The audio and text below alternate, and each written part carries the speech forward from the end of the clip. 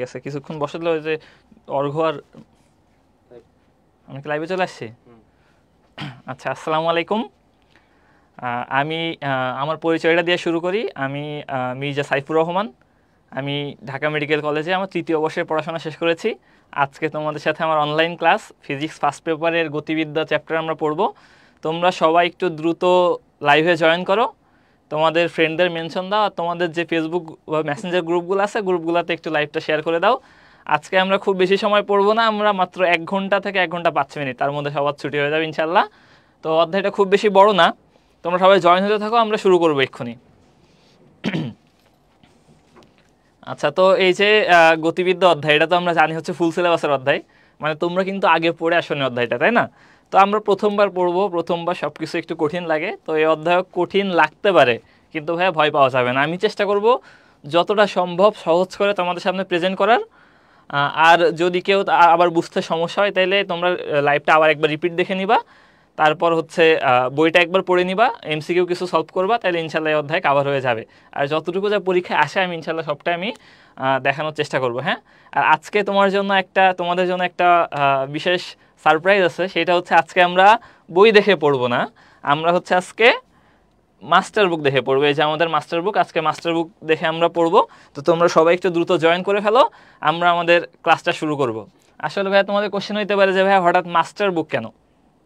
Master বুক কারণ হচ্ছে এই যে ফিজিক্সের এই চ্যাপ্টারটা স্পেশালি, বা অন্য চ্যাপ্টারগুলো বইয়ে হচ্ছে অনেকগুলা পেজ, তো আমরা দেখছি ইসাক স্যারের বইয়ে অনেকগুলা পেজ, তো ওইভাবে কিন্তু গোছানো থাকে না বইয়ে, তাই না? দাগানো লাইন আমরা পড়ি, ধরো এক পেজে 4-5টা লাইন পড়ি, পরের পেজে আবার 10টা লাইন পড়ি, তারপরের পেজে একটা বক্স পড়ি, এরকম করি। কিন্তু মাস্টার বুকে খুবই গুছানোভাবে তোমার শুধু যেইটুকু পরীক্ষায় লাগবে, পরীক্ষায় আসবে বা আসে, শুধু সেইগুলাই গুছাই দেওয়া আছে। আমরা আজকে এই মাস্টার বুক দেখে পড়া শুরু করব। আর তোমাদের ভয় পাওয়ার দরকার নেই যে অনেকের কাছে হয়তো মাস্টার বুক নাই, তাইলে ভাইয়া আপনি মাস্টার বুক দেখে পড়াইলে আমরা তো মিলাইতে পারবো না পরে, সমস্যা নেই। আমি ক্লাস শেষে এই মাস্টার বুকের পিডিএফ সহ আমি গ্রুপে আপলোড দিয়ে দিব, তোমরা ওইখান থেকে ডাউনলোড করে সবাই পড়তে পারবা, ঠিক আছে? আচ্ছা, তো মোটামুটি সবাই হয়তো চলে আসছো, আমরা শুরু করি। আমরা খুব বেশি সময় নেব না, আমরা মাত্র 1 ঘন্টার মধ্যে ইনশাল্লাহ শেষ করে দিব। হ্যাঁ, তো চলো আমরা শুরু করি আমাদের আজকে গতিবিদ্যা অধ্যায়। অমিত, সবাই আসছে? আচ্ছা, ঠিক আছে, তাহলে আমরা শুরু করি। হ্যাঁ, দেখো আমি আমার পরিচয়টা আবার দিই যারা নতুন আসছো। আমি মির্জা সাইফুর রহমান, আমি ঢাকা মেডিকেল কলেজ থেকে আমার 3য় বর্ষের পড়াশোনা শেষ করেছি, আমি ডিএমসি কলেজের সিনিয়র শিক্ষক। তো আজকে আমরা গতিবিদ্যা পড়বো, এবং গতিবিদ্যা আমি আবারও বলি একটু কঠিন লাগতে পারে, বাট আমি সহজ করে উপস্থাপন করার চেষ্টা করব। তোমরা মনোযোগ দিয়ে দেখো, একটু বোঝার চেষ্টা করো, একটু 1 ঘন্টা মনোযোগ দাও, ইনশাল্লাহ দেখবো সহজ লাগতেছে। হ্যাঁ, আচ্ছা আসো। তো গতিবিদ্যা অধ্যায় যেহেতু আমরা দেখি না, আচ্ছা বোর্ড কি দেখা যাচ্ছে আর আমার কথা কি ক্লিয়ার শোনা যাচ্ছে? সবাই একটু কমেন্ট করে জানাও তো যে ভাই বোর্ড দেখা যাচ্ছে কিনা, নাকি আর একটু জুম করলে ভালো হয়, আর আমার কথা শোনা যাচ্ছে কিনা সবাই একটু কমেন্ট করে জানাও। ঠিক আছে, সবাই আমরা যদি ওকে কমেন্ট করো তাহলে আমরা শুরু করতে পারি। আমি কি বলছি সবাই? আচ্ছা, ক্লিয়ার আছে, ওকে, তাহলে সাউন্ড ক্লিয়ার ইনশাল্লাহ। আচ্ছা, আর বোর্ডও মোটামুটি ক্লিয়ার আছে। তো চলো আমরা শুরু করি। সেটা হচ্ছে ভাইয়া গতিবিদ্যা। হ্যাঁ, গতিবিদ্যা পড়তে গেলে শুরুতে আমাদের প্রসঙ্গ কাঠামো, আমাদের দেখো এখানে কিন্তু আমাদের টপিক ওয়াইজ ভাগ করা আছে, সব দেখছো, এই যে DMC topic 1, DMC topic 2, master বুকে এত গুছানোভাবে সব দেয়া আছে। তো প্রথম টপিক দেখো প্রসঙ্গ কাঠামো, এটা নিয়ে কিছু কথাবার্তা বলা আছে। ভাই আমরা তো জানি মেডিকেলে তো আমাদের হচ্ছে তোমার আসে না, আমাদের তো ডেফিনেশন আসে না, জাস্ট মনে রাখো যে প্রসঙ্গ কাঠামো কি, যে দৃঢ় বস্তু সাপেক্ষে কোনো বস্তুর অবস্থান, স্থিতি ও গতি নির্ণয় করা যায়। মানে এই বস্তুর সাপেক্ষে আমি অন্য কোনো বস্তুর অবস্থান, স্থিতি, গতি নির্ণয় করতে পারি, সেটা হচ্ছে আমার প্রসঙ্গ কাঠামো।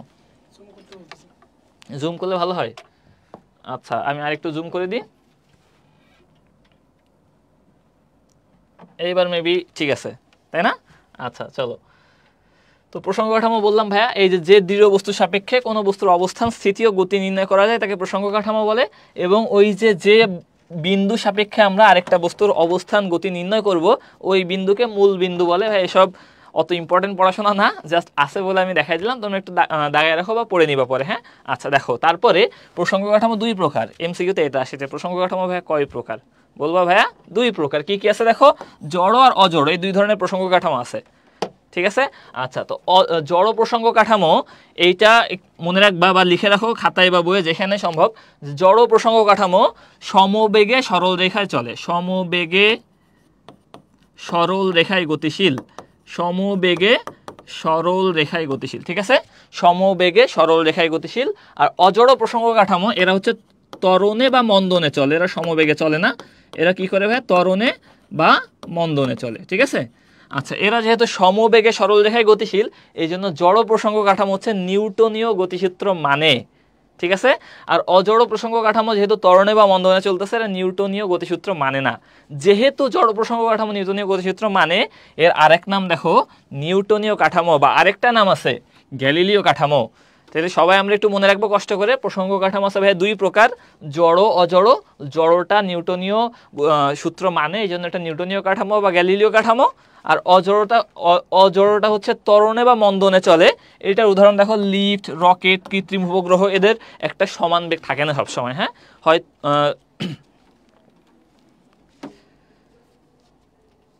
ক্লিয়ার না?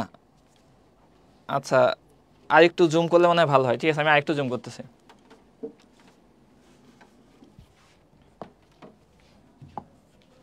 আচ্ছা, ওইখান থেকে কি জুম করা যায়? আচ্ছা, ওইখান থেকে একটু দেখেন জুম করা যায় কিনা। ঠিক আছে, তাহলে আমরা প্রসঙ্গ কাঠামো দুই প্রকার কি কি এটা আমরা মোটামুটি পড়লাম, হ্যাঁ। তারপরে এইখানে একটু আসো, দেখো এইখানে বলতেছে যে কার্তেশীয় প্রসঙ্গ কাঠামো, এই যে কার্তেশীয় প্রসঙ্গ স্থানাঙ্ক কাঠামো হচ্ছে ত্রিমাত্রিক। এটা কিন্তু এমসিকিউতে আসে যে কার্তেশীয় স্থানাঙ্ক কাঠামো কত মাত্রিক, উত্তর হচ্ছে ভাইয়া ত্রিমাত্রিক, ঠিক আছে। তাহলে কার্তেশীয় হচ্ছে ত্রিমাত্রিক, আমরা ঠিক করার চেষ্টা করতেছি যাতে তোমরা একটু দেখতে পাও। তো ওকে হইলে ঠিক আছে। আচ্ছা, এখন মনে হয় কারো সমস্যা হওয়ার কথা না, হ্যাঁ। তাহলে চলো আমরা আবার ফিরে আসি। তো প্রথমে হচ্ছে ভাইয়া বোঝার কিছু নাই, জাস্ট কিছু মুখস্থ পড়া, সেইগুলো আমি একটু বললাম যে কার্তেশীয় প্রসঙ্গ কাঠামো হচ্ছে আমাদের ত্রিমাত্রিক, ঠিক আছে। এইবার আসো আমরা একটা ইম্পর্টেন্ট জায়গায় চলে যাই, এখান থেকে অনেক এমসিকিউ আসে। সেটা হচ্ছে এই যে একমাত্রিক প্রসঙ্গ কাঠামো বা বস্তুর উদাহরণ কি কি আছে, দ্বিমাত্রিক কোনটা কোনটা আছে, ত্রিমাত্রিক কোনটা কোনটা আছে, ঠিক আছে। তো ভাই এইটা জানার জন্য আমাদের একটু কমন সেন্স খাটাইলে দেখো আমাদের কিন্তু মুখস্থ করা লাগবে না। সেটা কি কি আছে দেখো, বলছে একটি দীর্ঘ সরু দণ্ড, ঝুলন্ত সুতা, লম্বা সরু কাঠি, ঋজু সুতা। মানে কি, একটা ধরো এরকম একটা দণ্ড আছে বা একটা পাতলা সুতা, শুধু সুতা ঝুলে আছে, ঠিক আছে। সেটা কত মাত্রিক হতে পারে? মাত্রা মানে আমরা জানি দৈর্ঘ্য, প্রস্থ, উচ্চতা, তিনটা জিনিস থাকতে পারে কোনো বস্তুর। যদি একটা জিনিস থাকে বলি একমাত্রিক, দুইটা থাকলে বলি দ্বিমাত্রিক, তিনটা থাকলে বলি ত্রিমাত্রিক।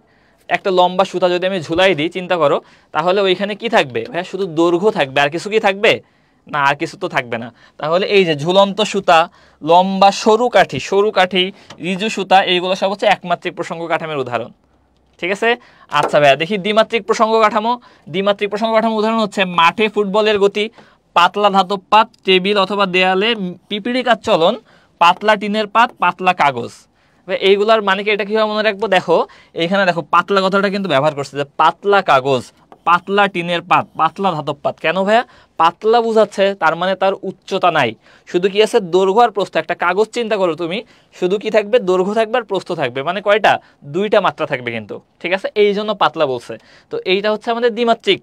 আর ত্রিমাত্রিক কোনটা ভাইয়া? ত্রিমাত্রিক হচ্ছে টেবিল। দেখো টেবিলের দৈর্ঘ্য, প্রস্থ, উচ্চতা তিনটাই আছে। ইট, দৈর্ঘ্য, প্রস্থ, উচ্চতা তিনটাই আছে। পাথর, উড়ন্ত প্রজাপতি, এটা কিন্তু আসে, উড়ন্ত প্রজাপতি, এটা কিন্তু ত্রিমাত্রিক, ঠিক আছে। এটা কিন্তু তোমার মেডিকেল ভর্তি পরীক্ষা আসে। ফুটবল, এটা ত্রিমাত্রিক। সিলিন্ডারও ত্রিমাত্রিক, ঠিক আছে। এটা তো আমরা জানি, মানে আমরা জাস্ট কমন সেন্স দিয়ে চিন্তা করতে পারবো। এখান থেকে তোমাদের যে জিনিসটা ভুল হতে পারে সেটা আমি একটু দেখাই দিই। দেখো মাঠে ফুটবলের গতি দ্বিমাত্রিক, কিন্তু ফুটবল ত্রিমাত্রিক। ভাই মানে কি বুঝলাম না তো। আচ্ছা, তো ফুটবল যে বস্তুটা হচ্ছে ত্রিমাত্রিক। ফুটবলের দৈর্ঘ্য, প্রস্থ, উচ্চতা তিনটাই আছে, ঠিক আছে। ফুটবল হচ্ছে ত্রিমাত্রিক, তিনটা মাত্রা আছে। কিন্তু মাঠে যখন ফুটবলের গতি, সেটা দ্বিমাত্রিক। তাহলে ফুটবলের গতি বললে বলবো ভাইয়া দ্বিমাত্রিক, আর ফুটবল যে বস্তু সেটা ত্রিমাত্রিক বস্তু, ঠিক আছে। সবাই এটা একটু মনে রাখবো যে ফুটবল ত্রিমাত্রিক বস্তু আর মাঠে ফুটবলের গতিটা হচ্ছে দ্বিমাত্রিক। তাহলে এই যে একমাত্রিক কারা আছে, দ্বিমাত্রিক কারা আছে, ত্রিমাত্রিক কারা আছে, আমার মনে হয় কারোর কোনো সমস্যা হওয়ার কথা নেই, ইনশাল্লাহ আমরা পারবো। আচ্ছা, যদি পারি তাহলে আমার একটু অ্যান্সার দাও তো, যে জড় প্রসঙ্গ কাঠামোর আরো দুইটা নাম আমি বলছি, তাই না? জড় প্রসঙ্গ কাঠামোর আরো দুইটা নাম বলছি, দুইটা নাম সবাই একটু কমেন্ট করে, আমি একটু সবার কমেন্ট পড়বো যে কে কি কমেন্ট করতেছো, হ্যাঁ। জড় প্রসঙ্গ কাঠামোর আর বাকি যে দুইটা নাম আছে, এই দুইটা নাম সবাই একটু কমেন্ট করে দাও। আচ্ছা, তাহলে আমরা মাত্রাটাও পড়ে ফেললাম। ভাই এইগুলো হচ্ছে শুরুতে একটু মুখস্থ পড়ে, হ্যাঁ, বোঝার কিছু নাই। এবার নিচে আসো, আমরা দেখি এই যে গতি সংক্রান্ত রাশি। ভাই আমরা ক্লাস 6 থেকে পড়ে আসছি যে এই রাশিগুলো আছে, এটা আমাদের ইন্টারমিডিয়েটের বইও আছে। খুবই সহজ। যে স্মরণ, আমরা জানি স্মরণ হচ্ছে একটা ভেক্টর রাশি, সবাই জানি স্মরণের একক মিটার, মাত্রা, এল, এইগুলো পড়ানোর মতো বয়স ভাই এখন আমাদের নাই, এখন আমরা অনেক আগে চলে আসছি। এখন দেখো স্মরণ গেল, তারপর দ্রুতি। দ্রুতি কিন্তু স্কেলার রাশি, ঠিক আছে। স্মরণ মানে একটা নির্দিষ্ট দিক থাকবে, কিন্তু দ্রুতির নির্দিষ্ট দিক নাই, হ্যাঁ, জাস্ট অতিক্রান্ত দূরত্বটাই আর কি, হ্যাঁ। আচ্ছা, এর একক হচ্ছে মিটার পার সেকেন্ড, আর মাত্রা হচ্ছে LT ইনভার্স 1। এগুলো খুবই সহজ, আমরা জানি। গড়, দ্রুতি, বেগ এগুলো আমি পড়াবো না, এগুলো তোমরা পারবা। বেগের একক দেখো, বেগ ভেক্টর রাশি, কারণ মানার দিক দুইটাই আছে। একক মিটার পার সেকেন্ড, মাত্রা LT ইনভার্স। তোমরা জাস্ট একবার পড়লে ইনশাল্লাহ পারবা। তোমরা এখান থেকে যে জিনিসটা একটু দাগাবা সেটা হচ্ছে সুষম বেগের উদাহরণ কি কি আছে ভাই। সুষম বেগ হচ্ছে বজ্রপাতে শব্দের বেগ। সুষম বেগে যাই সান্দ্র তরলে প্রান্ত বেগে পড়ন্ত কোনো বস্তুর গতি, এটা হচ্ছে সুষম বেগে যাই। জাস্ট এই কথাটা এখান থেকে একটু দাগায় রাখো, এটা পারলে হবে। আর বাকিগুলো খুবই সহজ, তোমরা একবার রিডিং দিলেই পারবা, ঠিক আছে। আচ্ছা, সবাইকে কমেন্ট করছে, আমি সবার কমেন্ট পড়ে আসি। অধ্যায়টা খুবই ছোট আছে, হ্যাঁ, আমাদের সময় লাগবে না। চলো আমরা দেখি কে কি কমেন্ট করতেছে। আচ্ছা, Newton Galileo, Newton Galileo, very good, Newton Galileo. আচ্ছা, সাউন্ড কি কমে গেছে? সবাই একটু কমেন্ট করো তো, সাউন্ড কি কমে গেছে কিনা। আচ্ছা, আমি একটু জোরে কথা বলার চেষ্টা করতেছি, হ্যাঁ, সাউন্ড আশা করি শুনতে পাবা। তো এইগুলো তো আমরা পড়লাম ভাই, এটা খুবই সহজ। তারপরে আসো কি আছে ভাই, এইগুলো সব 6-7 এ পড়া ছিল। এই যে ত্বরণ কি, সময়ের সাথে বেগ পরিবর্তনের হারকে ত্বরণ বলে আমরা জানি। তারপরে ত্বরণের একক হচ্ছে মিটার পার সেকেন্ড স্কয়ার, মাত্রা LT⁻²। ত্বরণ একটা ভেক্টর রাশি, কেন ভাই, এর দিক আর মান দুইটাই আছে। আচ্ছা, আর যেটা দেখতে হবে দেখো, সমত্বরণের উদাহরণ কি, অসমত্বরণের উদাহরণ কি। সমত্বরণ মানে সবসময় সমান ত্বরণ বজায় রাখে। সমান ত্বরণ বজায় রাখে হচ্ছে অভিকর্ষ ত্বরণ আর মুক্তভাবে পড়ন্ত বস্তুর ত্বরণ, এদের ত্বরণ চেঞ্জ হয় না, সবসময় সমান ত্বরণ বজায় রাখে। আচ্ছা, অসমত্বরণ কি, বাস, ট্রেন, মোটর গাড়ি আমরা আশেপাশে যেগুলো দেখি সেগুলো একবার অ্যাক্সিলারেট করে আবার থামে, আবার অ্যাক্সিলারেট করে, তাহলে এটা হচ্ছে অসমত্বরণের উদাহরণ। এই দুটো উদাহরণ একটু মনে রাখবা, খুবই সহজ বিষয়, হ্যাঁ। আচ্ছা, আর তাৎক্ষণিক ত্বরণ কাকে বলে, সময়ের ব্যবধান শূন্যের কাছাকাছি। এই কথাটা দেখলে তাৎক্ষণিক লাগাই দিবা, ঠিক আছে। আচ্ছা, তো এইগুলা পরীক্ষাতে বেশি আসে না, ডিফিনেশন টাইপ, তো ডিফিনেশন টাইপ অত আসে না। আমরা আসল পড়ার দিকে যাব। এখন দেখো, পরম গতি, আপেক্ষিক গতি, আপেক্ষিক বেগ। পরম গতি মানে হচ্ছে পরম স্থিতিশীল কোন কাঠামো সাপেক্ষে যে গতি। এখন মনে রাখবা, এখানে একটা কথা মনে রাখবা, যে পৃথিবীর কোন বেগই পরম নয়, সবই আপেক্ষিক। কেন? কারণ এই যে পরম স্থিতিশীল কোন বস্তু আসলে এক্সিস্টই করে না, হ্যাঁ, পরম স্থিতিশীল বস্তু এক্সিস্টই করে না, এই জন্য পৃথিবীর সবকিছুই কি আপেক্ষিক। এইটা পারলে হবে, ঠিক আছে। আচ্ছা, সবাই আমার একটু কমেন্ট করে দাও তো, মাঠে ফুটবলের গতি এটা কি দ্বিমাত্রিক না ত্রিমাত্রিক? সবাই একটু কমেন্ট করে দাও, আমি সবার কমেন্ট পড়বো, হ্যাঁ। যে মাঠে ফুটবলের গতি এটা কি দ্বিমাত্রিক নাকি ত্রিমাত্রিক? সবাই একটু কমেন্ট করে দাও, মাঠে ফুটবলের গতি দ্বিমাত্রিক না ত্রিমাত্রিক? তাহলে এইগুলো আমরা পড়লাম। এখন দেখো, আমাদের কিছু সমীকরণ আছে, হ্যাঁ, এইগুলো আমরা অনেক আগে থেকেই পড়ছি। যে v = u + at, দেখো খেয়াল করো, এখানে বলতেছে যে v = u + at আমরা পড়ছি। v0 মানে আমরা u বা আদিবেগ ধরে নিই। আচ্ছা, তারপরে আছে কি, s = v0t + ½ at² আমরা সবাই জানি। আচ্ছা, তারপর আর কি আছে, s = ut + ½ at², এটা তো আমরা বললাম। এই পাশে আছে হচ্ছে এই যে v0² = u² + 2as। এই তিনটা সূত্র কিন্তু আমরা অনেকবার পড়ছি, ঠিক আছে। তো এই সূত্র আমাদের আসবে না ভাই, অনেক সহজ জিনিস আসবে না। আমাদের কি আসবে, আমাদের সম্পর্ক আসবে। কি সম্পর্ক? দেখো ভাই, এখানে বলছে যে v = u + at। এখন যদি আমি বলি স্থির অবস্থান থেকে সমত্বরণে চলতেছে, স্থির অবস্থান মানে কি, তার আদিবেগ কি ভাই, আদিবেগ কিন্তু শূন্য। স্থির বলে দিলে মানে আদিবেগ শূন্য। তাহলে এখানে এই যে v0 এটা শূন্য হয়ে গেল। আর সমত্বরণ মানে এই যে a, এটা হচ্ছে একটা ধ্রুব হয়ে গেল। সমত্বরণ মানে কি, একটা ধ্রুব রাশি হয়ে গেল। তাহলে আমার এই যে v আর t এর মধ্যে সম্পর্ক আমি লিখতে পারি ভাই, v = t। এই যে এটা এখানে লিখছে, ঠিক আছে। তাহলে কোশ্চেন এটা হতে পারে যে স্থির অবস্থান থেকে সমত্বরণে চলমান বস্তুর ক্ষেত্রে নিচের কোন সমীকরণটি সঠিক। সেইখানে তুমি যখনই অপশনে দেখবা v = t, সেটা দাগাই দিবা। কেন? u0, a হচ্ছে কনস্ট্যান্ট, তাহলে v আর t এর সম্পর্ক কি, দেখো ভাই, সমানুপাতিক সম্পর্ক। খুবই সহজ জিনিস। তারপরে আসো, দেখো এইখানে আরেকটা সমীকরণ আছে, s = ut + ½ at²। সেম, স্থির অবস্থান মানে এই যে ut শূন্য। আচ্ছা, সমত্বরণ মানে কি, এই যে a কনস্ট্যান্ট হয়ে গেল, ত্বরণ আমি সমান করে দিলাম, ফিক্স করে দিলাম। তাহলে আমার s আর t এর মধ্যে কি সম্পর্ক হবে, s is proportional t²। দেখো তো আমরা লিখতে পারি কিনা, এটা ধরো 1 নাম্বার দিলাম, এটা 2 নাম্বার দিলাম। দেখো তো সবাই বুঝছে কিনা, আমার একটু কমেন্ট করে জানাও সবাই বুঝছে কিনা। আচ্ছা, আগেরটা কে কমেন্ট করছে আমি একটু দেখি। দ্বিমাত্রিক, বিউটি হালদার কমেন্ট করছে দ্বিমাত্রিক, জেসিয়া, জেসমিন, শোভা দ্বিমাত্রিক, খাদিজাতুল কুবরা, রাবেয়া, বর্ষি, বর্ষা। আচ্ছা দ্বিমাত্রিক, লাবিবা লিখছে দ্বিমাত্রিক, আবার লুৎফুন্না তিশা লিখছে এতবার লিখিস কেন? ঠিক আছে লিখো, সমস্যা নাই। তোমরা ভাইয়া যত বেশি কমেন্ট করবা, দেখো লাইভ ক্লাস আমি যখন করতাম আমার স্টুডেন্ট লাইফে আমি অনেক বেশি কমেন্ট করতাম। কেন? কারণ আমি যত বেশি কমেন্ট করবো জিনিসটা কিন্তু আমার তত মনে থাকবে। কোনো জিনিস শোনার থেকে বা পড়ার থেকে লিখলে কিন্তু বেশি মনে থাকে। তো তুমি যদি একবার কমেন্ট করো, একবার যদি আনসারটা লিখো, তাহলে কিন্তু ভাই তোমার মাথায় জিনিসটা পার্মানেন্টলি সেভ হয়ে যাবে যে হ্যাঁ সাইফুল ভাই একদিন ক্লাসে বলছিল, আমি কমেন্ট করছিলাম, এটা উত্তর ছিল। তাহলে একবার তুমি পরীক্ষার সময় খুব ইজিলি আনসার করতে পারবা। তো আমি রিকোয়েস্ট করবো তোমরা সবাই যতক্ষণ ক্লাসে আসো সবাই কমেন্ট করবা। আচ্ছা ঠিক আছে, ভেরি গুড, দ্বিমাত্রিক। আচ্ছা ঠিক আছে, ভেরি গুড। আচ্ছা আচ্ছা আসো, তাহলে এই যে আমরা দুইটা বের করে ফেললাম। 3 নম্বরটা দেখো, V square equals to U square plus 2s। এইখান থেকেও ভাইয়া সেম, স্থির অবস্থান মানে ভি নট স্কোয়ার বাদ, সমতরণ মানে এ কনস্ট্যান্ট। তাহলে ভি স্কোয়ার আর এস এর সম্পর্ক কি? দেখো ভাইয়া ভি স্কোয়ার প্রপোর্শনাল এস আমি লিখতে পারি, ঠিক আছে। আচ্ছা এইখান থেকে দুই পাশে দেখো রুট করে দাও, ভি স্কোয়ার রুট করলে ভি প্রপোর্শনাল রুট এস, আমরা কিন্তু খুব সহজে এটা লিখতে পারি, ভি প্রপোর্শনাল রুট এস। দেখো এটাই বলছে ভি প্রপোর্শনাল রুট এস, এটা কিন্তু অনেক বেশি পরীক্ষা আসে। হ্যাঁ আচ্ছা, এটা ভালোভাবে মনে রাখবা যে নিচের কোন সমীকরণটি সঠিক, ভি প্রপোর্শনাল রুট এস। কিভাবে আসে?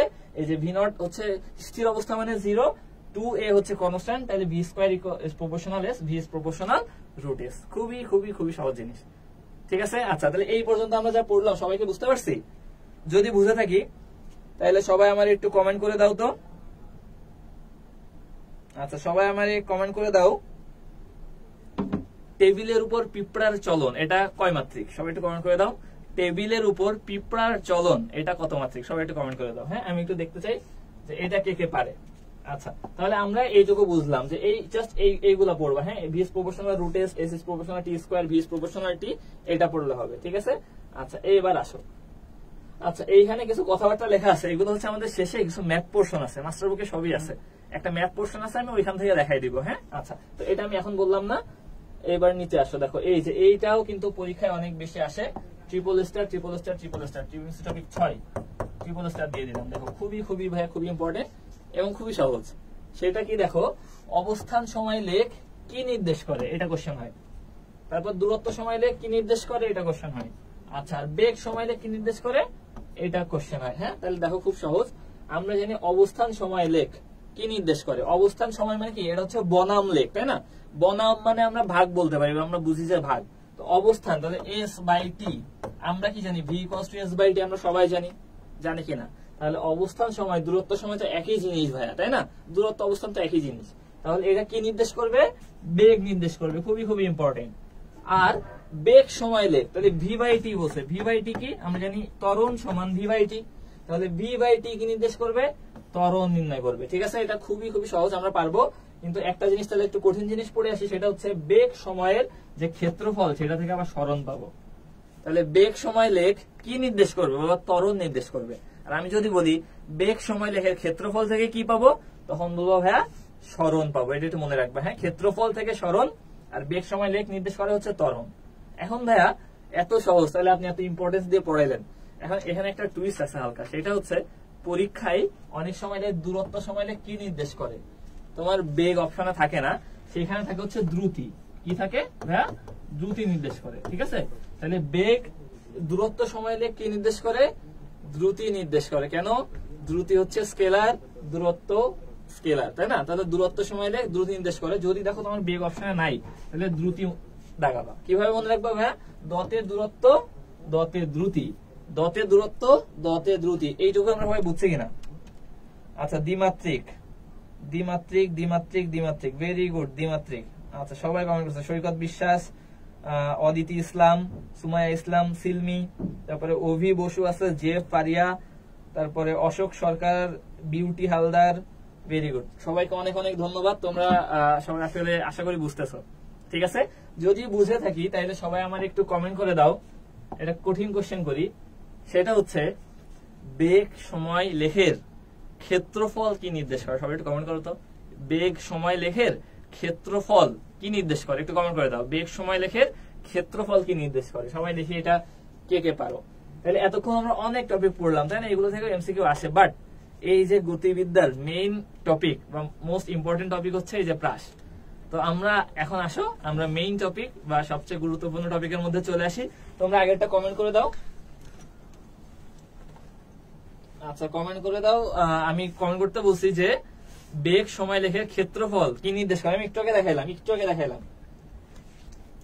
তরণ সরণ, লাবিবা লিখছে তরণ, আচ্ছা নাসরিন খাতুন লিখছে সরণ, আচ্ছা মুরসালিন আহমেদ জিনিয়া লিখছে সরণ, সামি সিয়াম এসে একটু পাম দিয়ে গেল, আচ্ছা জারিন তাসনিম ঐশী আছে, আচ্ছা তারপরে রিদিতা বলছে সরণ সরণ সরণ, ভেরি গুড সরণ। ত্বরণ হচ্ছে বেগ সময় লেখে নির্দেশ করে, এটা হচ্ছে ত্বরণ। আর যদি বলে বেগ সময় লেখে ক্ষেত্রফল কি নির্দেশ করে তাহলে অবশ্যই বলবা সরণ, ঠিক আছে। আচ্ছা এইবার আসো, এবার হচ্ছে আমরা প্রাসে চলে আসি। প্রাস জিনিসটা কি? প্রাসের ইংরেজি হচ্ছে প্রজেক্টাইল, ঠিক আছে। তুমি একটা ঢিল নিয়ে নাও, এই কলমটা আমি এমনি ছুঁড়ে মারি, ঠিক আছে। ঢিল নিয়ে যদি ছুঁড়ে মারা হয় তাহলে যে ঘটনাটা ঘটবে সেটাই আমরা বলি প্রাস, ঠিক আছে। দেখো এখানে বলছে যে ভূপৃষ্ঠ থেকে ভূপৃষ্ঠের কাছাকাছি কোনো বিন্দু থেকে যে কোনো দিকে প্রক্ষিপ্ত বস্তুকে প্রাস বলে। তো এর ডেফিনেশনটা আমাদের অবশ্যই লাগবে না, আমরা জানি, তাই না। আমাদের কি লাগবে? উদাহরণ দেখো, তির্যক ভাবে নিক্ষিপ্ত ঢিল, বুলেটের গতি, তারপরে নিক্ষিপ্ত বর্ষা, তারপরে হচ্ছে বিমান থেকে নিক্ষিপ্ত বোমার গতি, ক্রিকেট বল, ফুটবল, তারপরে ক্ষেপণাস্ত্রের গতি, সবই আমাদের প্রাসের উদাহরণ, ঠিক আছে। আচ্ছা এখন কি লাগবে? প্রাসের সব প্রাসের যে আমাদের বৈশিষ্ট্য, এই প্রাসের বৈশিষ্ট্য আমাদের খুব ইম্পর্টেন্ট দিয়ে পড়তে হবে, কারণ এই অধ্যায় থেকে যদি ভাই আমারে বলা হয় তবে এই অধ্যায় থেকে একটা কোশ্চেন করেন, তাহলে আমি এই প্রাসের বৈশিষ্ট্য থেকে কোশ্চেন করবো, ঠিক আছে। এবং কোন কোশ্চেনটা করবো সেটা আমি বলতেছি। তার আগে এই বৈশিষ্ট্যটা আমরা কিভাবে মনে রাখতে পারি সেটা আমি একটু লিখি। হ্যাঁ, বৈশিষ্ট্যটা আমরা মনে রাখতে পারি, সবাই একটু লিখে রাখো, অসৎ বৌদি, এটা দিয়ে আমরা খুব সহজে মনে রাখতে পারি। কি বৌদি?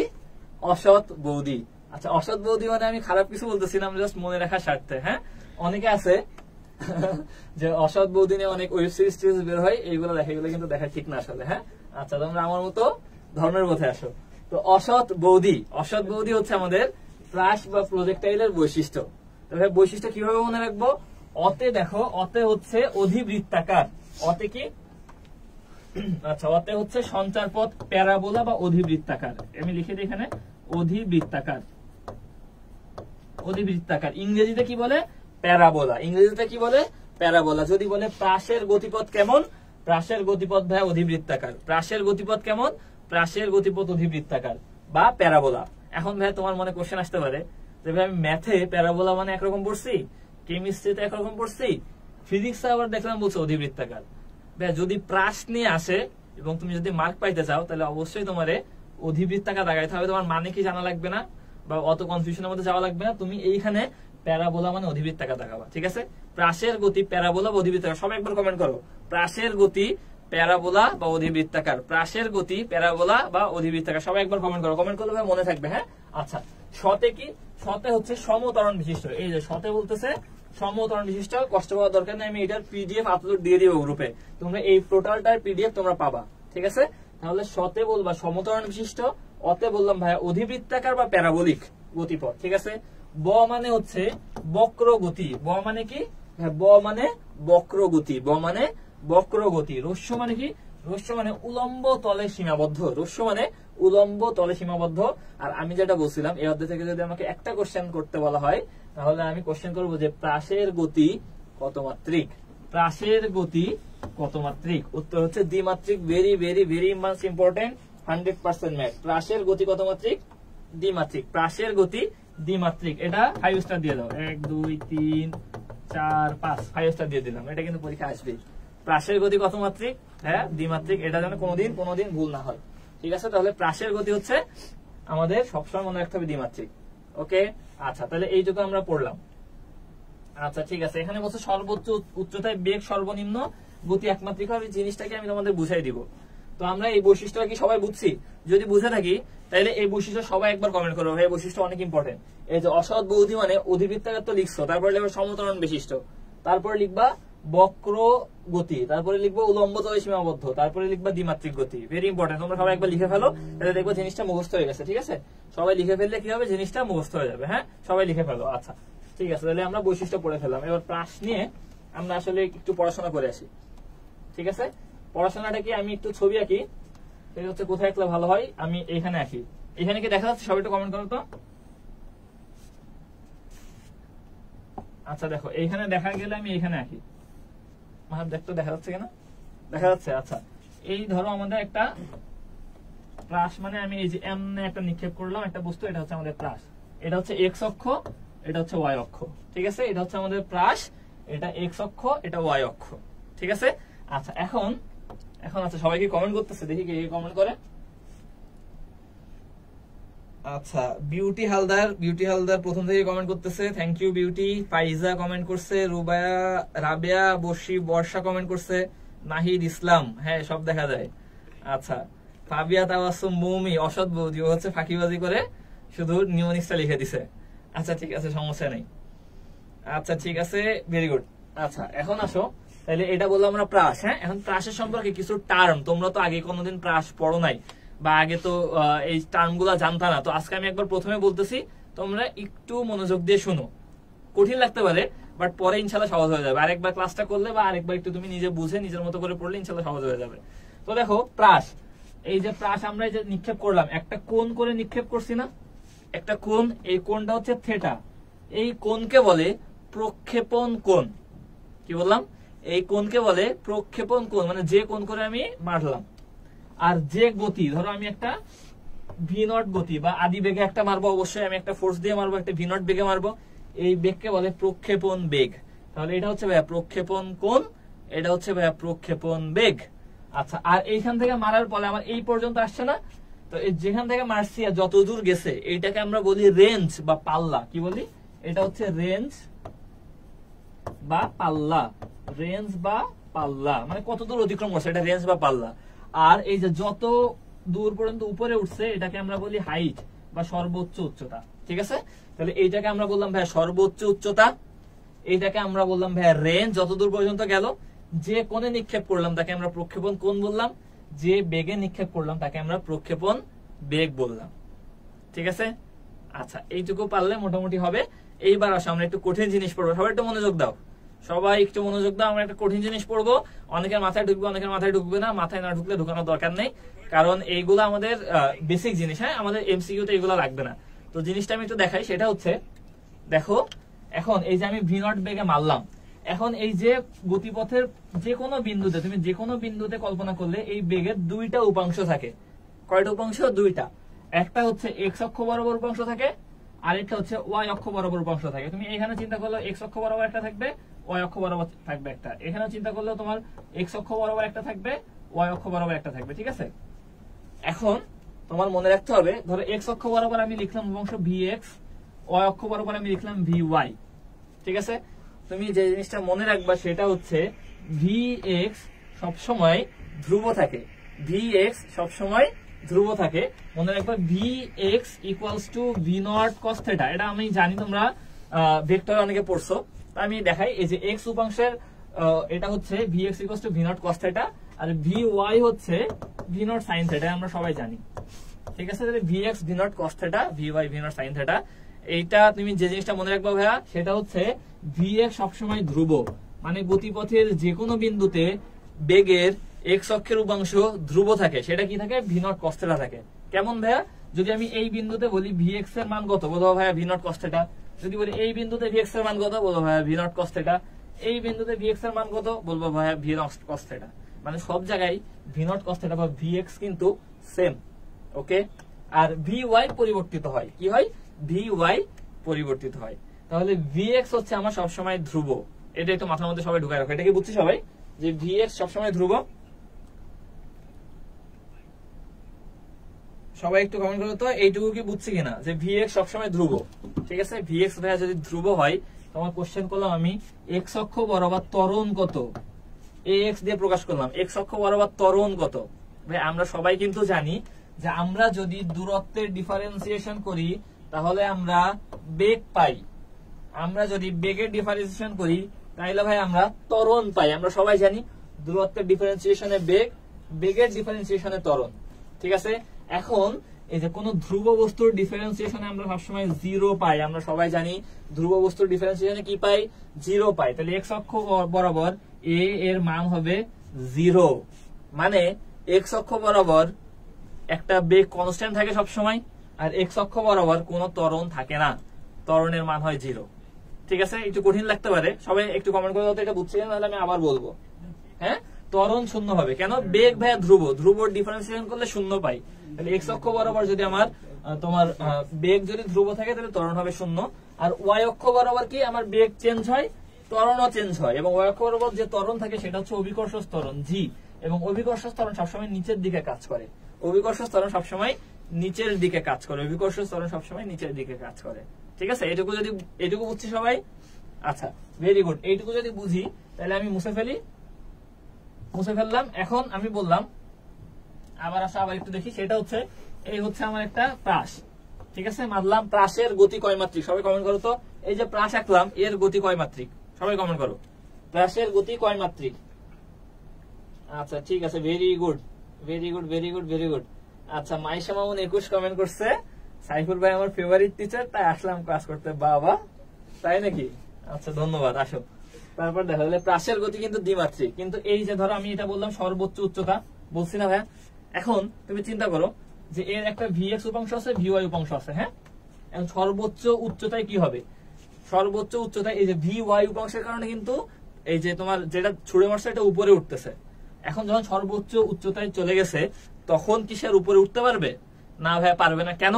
তার আর ওই উলম্ব উপাংশে যে বেগ সেটা নাই। কি বললাম? বেগের যে উলম্ব উপাংশ সেটা নাই হয়ে যাবে, এই জন্য উপরে উঠতে পারবে না। তাহলে কি করবে ভাইয়া? এটা অবশ্যই নিচে যাবে। এখন কি সরাসরি নিচে চলে আসবে? না ভাইয়া, সরাসরি নিচে আসবে না। কেন আসবে না? কারণ আমি বলছি সবসময় এক্স অক্ষ বরাবর VX equal to V naught cos theta থাকে।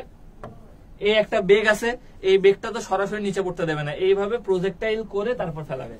ঠিক আছে, তাহলে সর্বোচ্চ উচ্চতায় ভি ওয়াই শূন্য হয়ে যায়, সর্বোচ্চ উচ্চতায় ভি ওয়াই শূন্য হয়ে যায়, আর ভি এক্স সবসময় ধ্রুব থাকে। এই জন্য সর্বোচ্চ উচ্চতায় প্রাসের গতি একমাত্রিক। একটু আগে আমি দেখাইছিলাম, বলছিলাম পরে বলবো।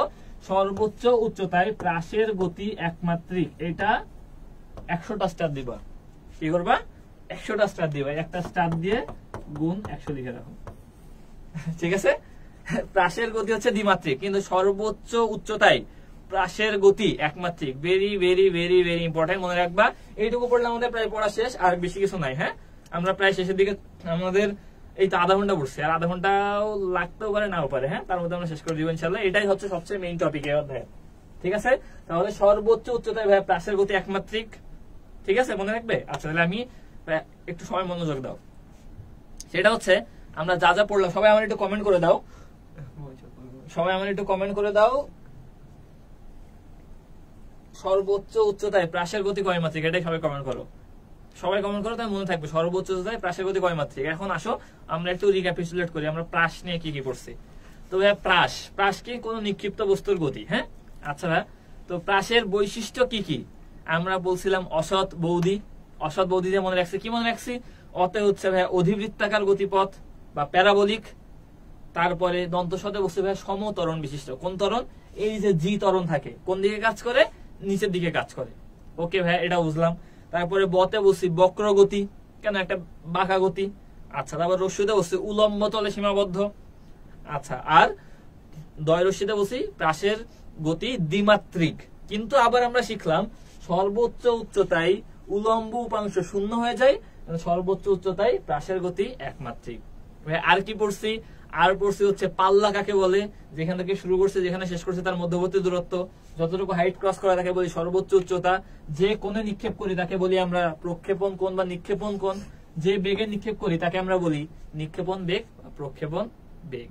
ঠিক আছে, এইটুকু যদি আমরা সবাই বুঝি তাহলে সবাই আমাদের একটু কমেন্ট করছো জি ভাইয়া বুঝছি। সবাই একটু কমেন্ট করো যে জি ভাইয়া বুঝছি। ঠিক আছে, সবাই কমেন্ট করো জি ভাইয়া বুঝছি। তাহলে এই জিনিসটা সবচেয়ে কঠিন জিনিস এই অধ্যায়ে। এই জিনিসটা বুঝছি মানে ভাই তুমি সব বুঝছো। ঠিক আছে, আসো দেখো, এটা আমরা কিছু প্রয়োগ শিখি। হ্যাঁ, দেখি কি কি আছে। এখানে আছে দেখো, বরাবর নিক্ষিপ্ত বস্তু প্যারাবোলা বা অধিবৃত্তাকার, খুবই খুবই ইম্পর্টেন্ট। এই যে বিভিন্ন বিন্দুতে প্রাসের গতি দ্বিমাত্রিক, এগুলো সবই আমরা বুঝে ফেলছি, পড়ে ফেলছি। এই যে প্রক্ষেপণ বেগ বা নিক্ষেপণ বেগ, কোণ, বিন্দু, পাল্লা, বিচরণ পথ, বিচরণ কাল, এগুলো আমরা পড়ছি। বিচরণ পথটা আমি বলি, আর বিচরণ কাল, এই দুইটা কথা বলি। বিচরণ কাল মানে হচ্ছে তুমি প্রাস মারলা। ঠিক আছে, তো দেখো তোমার উঠতে যতটুকু সময় লাগে তাকে বলে উড্ডয়ন কাল, আর নামতে যতটুকু সময় লাগে তাকে বলে অবরোহণ কাল। মনে করো, হ্যাঁ, যে উঠতে এতটুকু সময় লাগে, নামতে এতটুকু সময় লাগে। ওকে, মনে রাখবা উঠতে উঠতে যতটুকু সময় লাগে নামতে ঠিক ততটুকু সময় লাগে, একই সময় লাগে। মানে ধরো 10 সেকেন্ডে উঠলে 10 সেকেন্ডে নামবে, ওকে। আর উড্ডয়ন কাল কি বা বিচরণ কাল কি, সেটা হচ্ছে বিচরণ কাল হচ্ছে তোমার টোটাল কতটুকু বাতাসে আছে, মানে উঠতে যতটুকু সময় প্লাস নামতে যতটুকু সময়, টোটাল সময়টাকে আমরা বলি বিচরণ কাল। যতটুকু আমি মারলাম সেখান থেকে আমার যে মাটিতে পড়তে হবে যতটুকু সময় লাগে সেটা হচ্ছে বিচরণ কাল, ঠিক আছে। উঠতে সময় প্লাস নামতে সময় ইকুয়ালস টু বিচরণ কাল, এটা একটু মনে রাখবা, ঠিক আছে। তাহলে এইগুলো আমরা একটু পড়ে ফেললাম। তারপর আসো এই যে সমীকরণ, ভাই এই সমীকরণ তোমরা আগে কখনো দেখোনি। সমীকরণ পড়তে তোমাদের কষ্ট হবে, মুখস্থ করতে কষ্ট হবে, কিন্তু মুখস্থ করতে হবে। কারণ ভাই কষ্ট না করলে কি ফলাফল আশা করা যাবে? দেখো এই যে আগামী তোমাদের জীবনে যে 3 থেকে 4 মাস, এই সময়টাকে আর কখনো ফিরে পাবো এখন কষ্ট না করলে? তুমি গত 12 বছর কি করছো কেউ দেখবে না ভাইয়া। তোমার জিএসসি তে গোল্ডেন এ প্লাস, তোমার এসএসসি তে গোল্ডেন এ প্লাস, এইচএসসি তে গোল্ডেন এ প্লাস, কেউ দেখবে না যদি তুমি ভালো জায়গায় চান্স না পাও, ঠিক আছে। তো তুমি গত 12 বছর যা করছো, যা কষ্ট করছো, অনেক কষ্ট করছো আমি জানি, এই সব কষ্টের ফলাফল আসবে তোমার এই 3 থেকে 4 মাসের পরিশ্রমে। তুমি যদি 3 থেকে 4 মাস নিজের সর্বোচ্চটুকু দিয়ে চেষ্টা করো, ইনশাল্লাহ তুমি সফল হবা। কারণ কম্পিটিশন ভাই হিউজ, অনেক বেশি, অনেক বেশি। মানে কি 1.5 লাখ পরীক্ষা দেয় মেডিকেলে, 1.5 লাখ, চান্স পায় কত? মাত্র 4000। তাহলে 1,46,000 চান্স পায় না, 1,46,000 চান্স পায় না, মাত্র 4000 চান্স পায়। এখন তোমার কি মনে হয় না যে পুরো বাংলাদেশের মধ্যে 4000 মানুষ নাই যারা অলরেডি পুরো দমে পড়া শুরু করে দিছে? অবশ্যই দিছে ভাইয়া।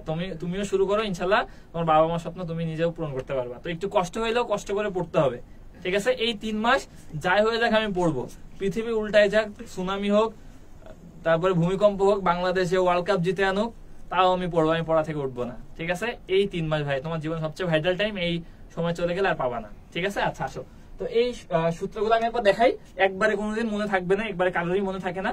এখন একবার দেখবা, তারপরে নিজে একবার প্র্যাকটিস করবে, একবার কমেন্ট করবা, আবার আমার ক্লাস শেষে আবার নিজে বই খুলে একবার পড়বা, তাহলে ইনশাল্লাহ মনে থাকবে। হ্যাঁ, তো দেখো আমাদের জাস্ট কি কি সমীকরণ লাগবে? সর্বোচ্চ উচ্চতা, ওই যে উচ্চতা মাপার সমীকরণ বা উচ্চতা ওঠার সমীকরণ হচ্ছে h equals to v0 square sin square theta by 2g। এটা কঠিন লাগবে আমি জানি, সমস্যা নেই, দেখে রাখো। তারপরে কি করব? এই যে তোমার সর্বাধিক উচ্চতায় পৌঁছাতে সময় v0 sin theta by g। তাহলে যদি উঠতে সময় লাগে v0 sin theta by g, ভাই নামতেও কি সেম সময় লাগবে না? নামতেও কি সেম সময় লাগবে বলছি। আচ্ছা, তারপরে কি বলছে? বিচরণ কাল বা ভ্রমণ কাল। এখন বলছি উঠতে যতটুকু সময়, নামতে যতটুকু সময়, দুইটা যোগফল হচ্ছে বিচরণ কাল। তো উঠতে লাগছে v0 sin থিটা, নামতেও v0 sin থিটা, তাহলে দুইটা যোগ করলে কি পাই? 2 v0 sin theta by g। এটা হচ্ছে আমার বিচরণ কাল, ঠিক আছে। আর পাল্লা নির্ণয় করার সূত্র কি? r equals to v0 square sin 2 theta by g। মনে রাখবা সব সূত্রের মধ্যে একটা 2 আছে। কয়টা 2? একটা 2। তার বেশি 2 আছে না ভাই? তার বেশি 2 নাই। কি রকম?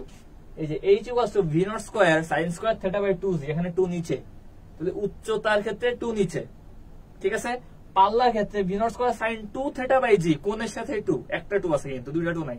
তাহলে v0 square sin 2 theta by g, আর বিচরণ কাল হচ্ছে 2 v0 sin theta by g, 2 v0 sin theta by g। একটু মুখস্থ করে ফেলো, মনে রাখো, ইনশাআল্লাহ আমরা পারবো, ঠিক আছে। খুবই সহজ, কঠিন কিছু না, জাস্ট 3-4টা সমীকরণ মুখস্থ করা লাগবে, তোমরা পারবা আমি জানি। আচ্ছা আসো, ঠিক আছে। অনেকক্ষণ ধরে অনেক কথাবার্তা বললাম, তবে তোমরা আমারে একটু কমেন্ট করে দাও। এই সাইফুল ভাই কিন্তু ইংরেজি সব ভুলভাল কে ছড়ায়, অঞ্জন, এগুলো কিন্তু ঠিক হচ্ছে না। আচ্ছা ঠিক আছে, তাহলে আমার একটু কমেন্ট করে দাও। তোমরা আমারে কি কমেন্ট করে দিবা? কমেন্ট করে দাও হচ্ছে সর্বোচ্চ উচ্চতায় বেগের আনুভূমিক উপাংশ বা এক্স অক্ষের উপাংশ কত হবে? সর্বোচ্চ উচ্চতায় বেগের আনুভূমিক উপাংশ বা এক্স অক্ষের উপাংশ কত হবে? সবাই একটু কমেন্ট করে দাও, দেখি এটা কে কে বুঝছে, ঠিক আছে। আচ্ছা আসো, এখন ভাই আমরা এই যে সমীকরণগুলো পড়লাম, হ্যাঁ, এখন এখানে আবার বলছে সর্বাধিক উচ্চতার সমীকরণ আছে, সর্বাধিক পাল্লা সমীকরণ আছে। ভাইয়া এইটা মুখস্থ করা লাগবে না, এটা পারবা। কিভাবে পারবা? সেটা হচ্ছে দেখো, এই যে সাইন স্কয়ার থিটা, তাই না? এই সাইন থিটা বা সাইন থিটার সর্বোচ্চ মান কত? আমরা সবাই জানি সাইন থিটার সর্বোচ্চ মান 1, তার নিচে যত মান আছে সব একের থেকে কম। তাহলে আমি যদি সাইন থিটার ভ্যালু 1 করতে পারি, তাহলে আমি সর্বোচ্চ উচ্চতা পাবো। এইখানেও সেম, সাইন থিটা মানে সাইন 2 থিটার ভ্যালু যদি আমি 1 করতে পারি, তাহলে আমি সর্বোচ্চ পাল্লা পাবো, ঠিক আছে। তাহলে ভাই কিভাবে 1 করবো? দেখো সাইন স্কয়ার থিটা সমান যদি 1 করতে হয় তাহলে আমি যদি রুটও করি তাহলে sin θ সমান 1 হয়। sin কত ডিগ্রির মান 1? ভাই sin 90 ডিগ্রির মান 1। এখন sin 90 ডিগ্রির মান 1, তাহলে যখন এই যে sin স্কয়ার θ 1 হয়ে যাবে তাহলে আমি লিখতে পারি কি v0 স্কয়ার বাই 2g। এটাই লিখছি, আমি একটু মুছে ফেলি নাহলে একটু কঠিন লাগতে পারে।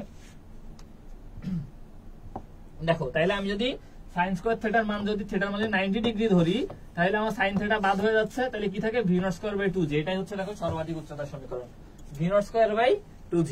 পাল্লার ক্ষেত্রেও সেম, দেখো বলছে যে r = v0 square sin 2θ by g। ভাই আমার sin 2θ এর মান 1 করতে হবে, তাহলে আমি সর্বোচ্চ পাবো, তাই না? তাহলে আমি জানি sin 90 ডিগ্রির মান 1, তাহলে 2 * 45 ডিগ্রি হইলে আমার কি 90 ডিগ্রি হয়ে যাচ্ছে সমান 1। ঠিক আছে, তাহলে আমি থিটার ভ্যালু যদি আমি এখানে 45 ডিগ্রি বসাই তাহলে আমার sin 2θ মান আমি 1 পাচ্ছি। তখন দেখো v0 square by g r max মানে 45 ডিগ্রি কোণে v0 স্কয়ার বাই g পাচ্ছি। একটু কঠিন লাগছে মনে হয়, সবাই একটু বলো তো এটুকু কি বুঝছো সবাই? vx ধ্রুবক v0 cos θ সেই সারিকার রহমান কোণ হচ্ছে 0 না আপু, এটা হচ্ছে উলম্ব উপাংশ 0 বাট আনুভূমিক উপাংশ হচ্ছে ধ্রুবক। ঠিক আছে, এইটা বুঝছি কিনা? এটা কঠিন জিনিস পড়ালাম কিন্তু। হ্যাঁ, তাহলে 90 ডিগ্রি কোণে যদি আমি কোনো বস্তুকে নিক্ষেপ করি তাহলে আমি কি পাবো? সর্বোচ্চ উচ্চতা পাবো। আর 45 ডিগ্রি কোণে নিক্ষেপ করলে আমি সর্বোচ্চ পাল্লা পাবো। এখন ভাই তোমরা যারা ক্রিকেট খেলো তারা যদি চাও যে অনেক জোরে 2 ছক্কা মারবা তাহলে কি করবা? 45 ডিগ্রি কোণে বলটা মেরে দিবা। 45 ডিগ্রি কোণে মারলে কি হবে? রেঞ্জ বা পাল্লা আমি অনেক দূর পর্যন্ত পাঠাতে পারবো। আর যারা চাও যে ক্যাচ আউট হয়ে যাবা তারা সোজা 90 ডিগ্রি উপরে উঠে মারবা। আচ্ছা, আমার পিছনে হচ্ছে আমার দুইটা ফ্রেন্ড আছে, মাহারাব ভাইয়া তোমাদের অর্ঘ ভাইয়া, তারাও ডিএমসিএম এবং দুজনে আমার রোলমেট, আমার রুমমেট। তো পিছন থেকে মাহারাব বলতেছে যে তামিম ইকবাল, আমি কিন্তু কিছু বলি নাই। আচ্ছা দেখো, তো দেখো যদি সোজা উপরে উঠে 90 ডিগ্রিতে তাইলে কি হবে? সর্বোচ্চ উচ্চতা পাবে, কিন্তু দূর পাবা না, কিন্তু সর্বোচ্চ উচ্চতা পাবা। ঠিক আছে, 90 ডিগ্রিতে মারলে। আর 45 ডিগ্রিতে মারলে কি পাবো? সর্বোচ্চ পাল্লা পাবো। এটা সবাই বুঝছি কিনা? সবাই একটু কমেন্ট করো তো। কনস্ট্যান্ট বুঝছে জি ভাইয়া। আচ্ছা ঠিক আছে, ভেরি গুড জি ভাই বুঝছে, এই তো ভেরি গুড। তাহলে তো আমাদের পড়া শেষই প্রায়। ঠিক আছে, সমীকরণটা বুঝে ফেললাম। হ্যাঁ, এইবার আসো। এই বাকি সমীকরণ লাগবে না। হ্যাঁ, নিচে আসো দেখো। আচ্ছা, সর্বাধিক উচ্চতা আর পাল্লার যে সম্পর্ক আছে এটা হচ্ছে h = r/4। এটা আমি দেখাচ্ছি। হ্যাঁ, এটা আমি দেখাবো, সমস্যা নেই। আগে আমরা এখানে কিছু কথাবার্তা আছে এগুলো পড়ে ফেলি। এই বক্সটা যে পারবে না তার জীবন 16 আনাই বৃথা। এই অধ্যায় পড়তে গেলে যদি এই বক্সটা না পারো তাহলে তুমি কিছুই পারো না। তো এই বক্সটা আমরা একটু মনোযোগ দিয়ে দেখি। দেখো সব খুব সুন্দর করে গুছানো আছে কিন্তু মাস্টার বুকে। দেখো 45 ডিগ্রি কোণে নিক্ষিপ্ত বস্তুর পাল্লা সর্বাধিক। একটু আগে বললাম ভাইয়া সর্বাধিক পাল্লার সমীকরণ কি? v0 square sin 2θ by g। এখন sin 2θ এর মান 1 করতে হবে, তাহলে 45 ডিগ্রি নিক্ষেপ করলে কি হবে? পাল্লা সর্বাধিক পাবো। ঠিক আছে, আচ্ছা তারপর বলছে যে প্রাসের সর্বোচ্চ উচ্চতায় বেগ ও ত্বরণের মধ্যবর্তী কোণ 90 ডিগ্রি হয়। এটা খুব ইম্পর্টেন্ট। এবং উলম্ব উপাংশ 0 হয়। মানে কি? এটা হচ্ছে প্রাস, তো এই সর্বোচ্চ উচ্চতায় vy তো 0। আর এইখানে যদি আমি বলি বেগ আর ত্বরণের মধ্যবর্তী কোণ হবে 90 ডিগ্রি। একটু মনে রাখবা, বেগ আর ত্বরণের মধ্যবর্তী কোণ হবে 90 ডিগ্রি। বেগ আর ত্বরণের মধ্যবর্তী কোণ কত হবে ভাই? 90 ডিগ্রি। একটু মনে রাখবা। হ্যাঁ, আচ্ছা তারপর আসো নিক্ষেপণ কোণ 0 হলে পাল্লা সর্বনিম্ন। কারণ তুমি কোনো কোণেই না মারলে সেটা কি যাবে? যাবে না। আর এইখান থেকে সূত্র থেকে কি ব্যাখ্যা? সূত্র হচ্ছে পাল্লা সমীকরণ কি? v0 square sin 2θ by g, তাই না? sin 2θ by g। এখন থিটার মান যদি 0 হয় তাহলে sin 0 এর মান কত হয়? 0। তাহলে টোটালটাই কি হয়ে যায়? 0 হয়ে যায়। তাহলে 0 ডিগ্রিতে মারলে কি পাবো? সর্বনিম্ন পাল্লা পাবো। ক্লিয়ার? আচ্ছা দেখো, নিক্ষেপণ কোণ এটার আগে তুমি 500টা স্টার দিবা, 500 গুণ স্টার। ঠিক আছে, এই অধ্যায়ের অনেক বেশি important, one of the most important question, যে নিক্ষেপণ কোণ যদি 76 ডিগ্রি বা tan ইনভার্স 4 ডিগ্রি হয় তাহলে সর্বাধিক উচ্চতা ও আনুভূমিক পাল্লার মান সমান হবে। মানে r = h হবে। মানে যতটুকু উপরে উঠবে ততটুকু দূর যাবে। কখন? যদি আমার tan ইনভার্স 4 বা 76 ডিগ্রি কোণে নিক্ষেপ করা হয়। খুবই খুবই খুবই ইম্পর্টেন্ট। সবাই এটা কমেন্ট করো, সবাই এটা লিখে দাও যে tan ইনভার্স 4 বা 76 ডিগ্রি হলে r = h হবে। r = h কখন হবে? tan ইনভার্স 4 বা 76 ডিগ্রি কোণে মারলে। ঠিক আছে, আচ্ছা এবার আসো প্রাসের গতিপথের যে কোনো বিন্দুতে ত্বরণের আনুভূমিক অংশ 0। আনুভূমিক মানে কি? x অক্ষে। আমি বলছি x অক্ষে বেগ ধ্রুব, তাহলে ত্বরণ কি হবে? 0 হবে। কেন? ধ্রুব ডিফারেন্সিয়েশনে 0 পাই। তারপর আসো দেখো, তারপর হচ্ছে খাড়া উপরের দিকে নিক্ষেপ করলাম, পাল্লা শূন্য। তো একদম উপরের দিকে নিক্ষেপ করলে কি দূরে যাবে না, তাহলে পাল্লা কি হবে? অবশ্যই শূন্য হবে। আচ্ছা, ভূপৃষ্ঠ হতে নিক্ষিপ্ত কোনো বস্তুর উড্ডয়নকাল, বস্তুর উত্থানকাল বা পতনকালের দ্বিগুণ, সেটা তো ভাইয়া উত্থানকালের দ্বিগুণ অথবা পতনকালের দ্বিগুণ বা দুইটা যোগফল, একই জিনিস। তারপর বলছে, আচ্ছা এই যে এই পয়েন্টটাই বলছে, এই পয়েন্টটা আমি দেখাচ্ছি। হ্যাঁ, তার আগে এখানে একটু দেখো। আচ্ছা, যে প্রাসের গতিপথে সর্বোচ্চ উচ্চতায় বেগ আর ত্বরণের ডট গুণফল শূন্য। কেন ভাইয়া? আমি একটু আগে বললাম সর্বোচ্চ উচ্চতায় মধ্যবর্তী কোণ কত? 90 ডিগ্রি। ডট গুণফল মানে কি? এবি কস থিটা না? এবি কস থিটা, ঠিক আছে? তো থিটা যদি 90 ডিগ্রি হয়, cos 90 ডিগ্রির মান কত? শূন্য। তাহলে সর্বোচ্চ উচ্চতায় বেগ আর ত্বরণের ডট গুণফল কি হবে? শূন্য হবে। ঠিক আছে, খুবই খুবই খুবই খুবই সহজ।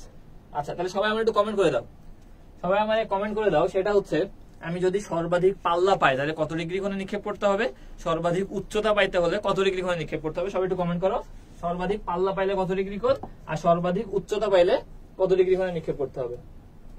এই তো আমাদের পড়া প্রায় শেষ, এটা আমরা একটু দেখি।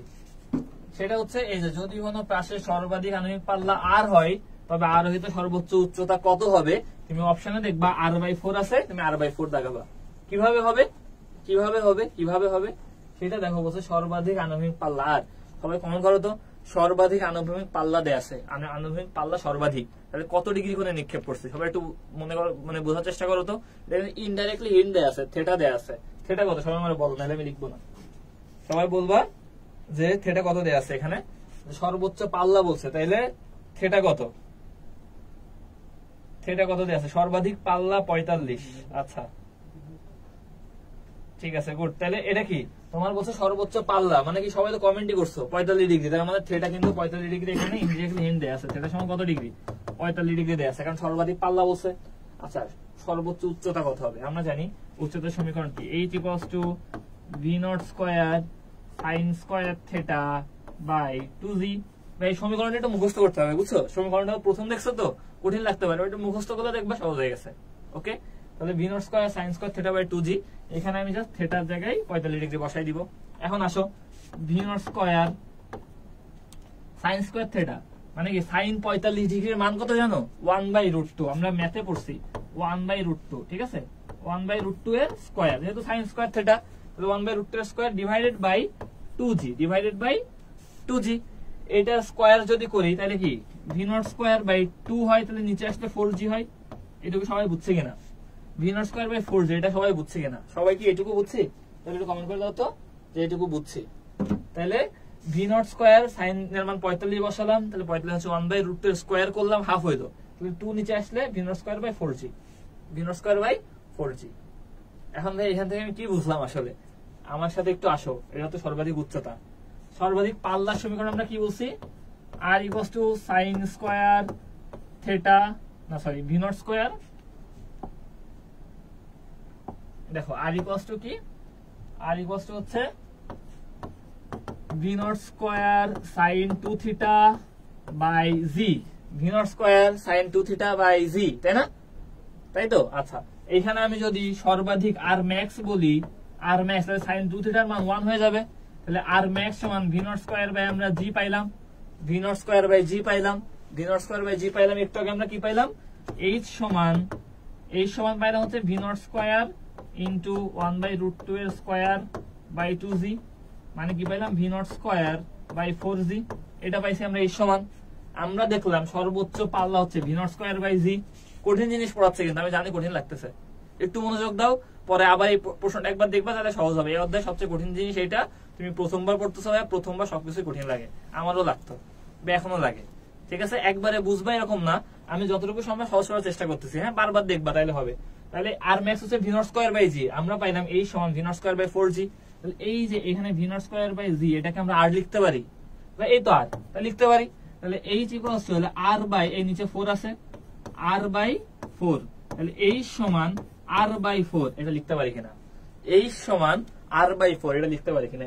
h সমান r বাই 4, এটা লিখতে পারি কিনা? সবাই যদি বুঝি তাহলে আমরা একটু কমেন্ট করে দাও যে আমি বুঝছি। সবাই যদি বুঝি তাহলে সবাই একটু কমেন্ট করে দাও যে বুঝছি, ঠিক আছে? h = r by 4, h = r by 4, h = r by 4। আচ্ছা, ঠিক আছে।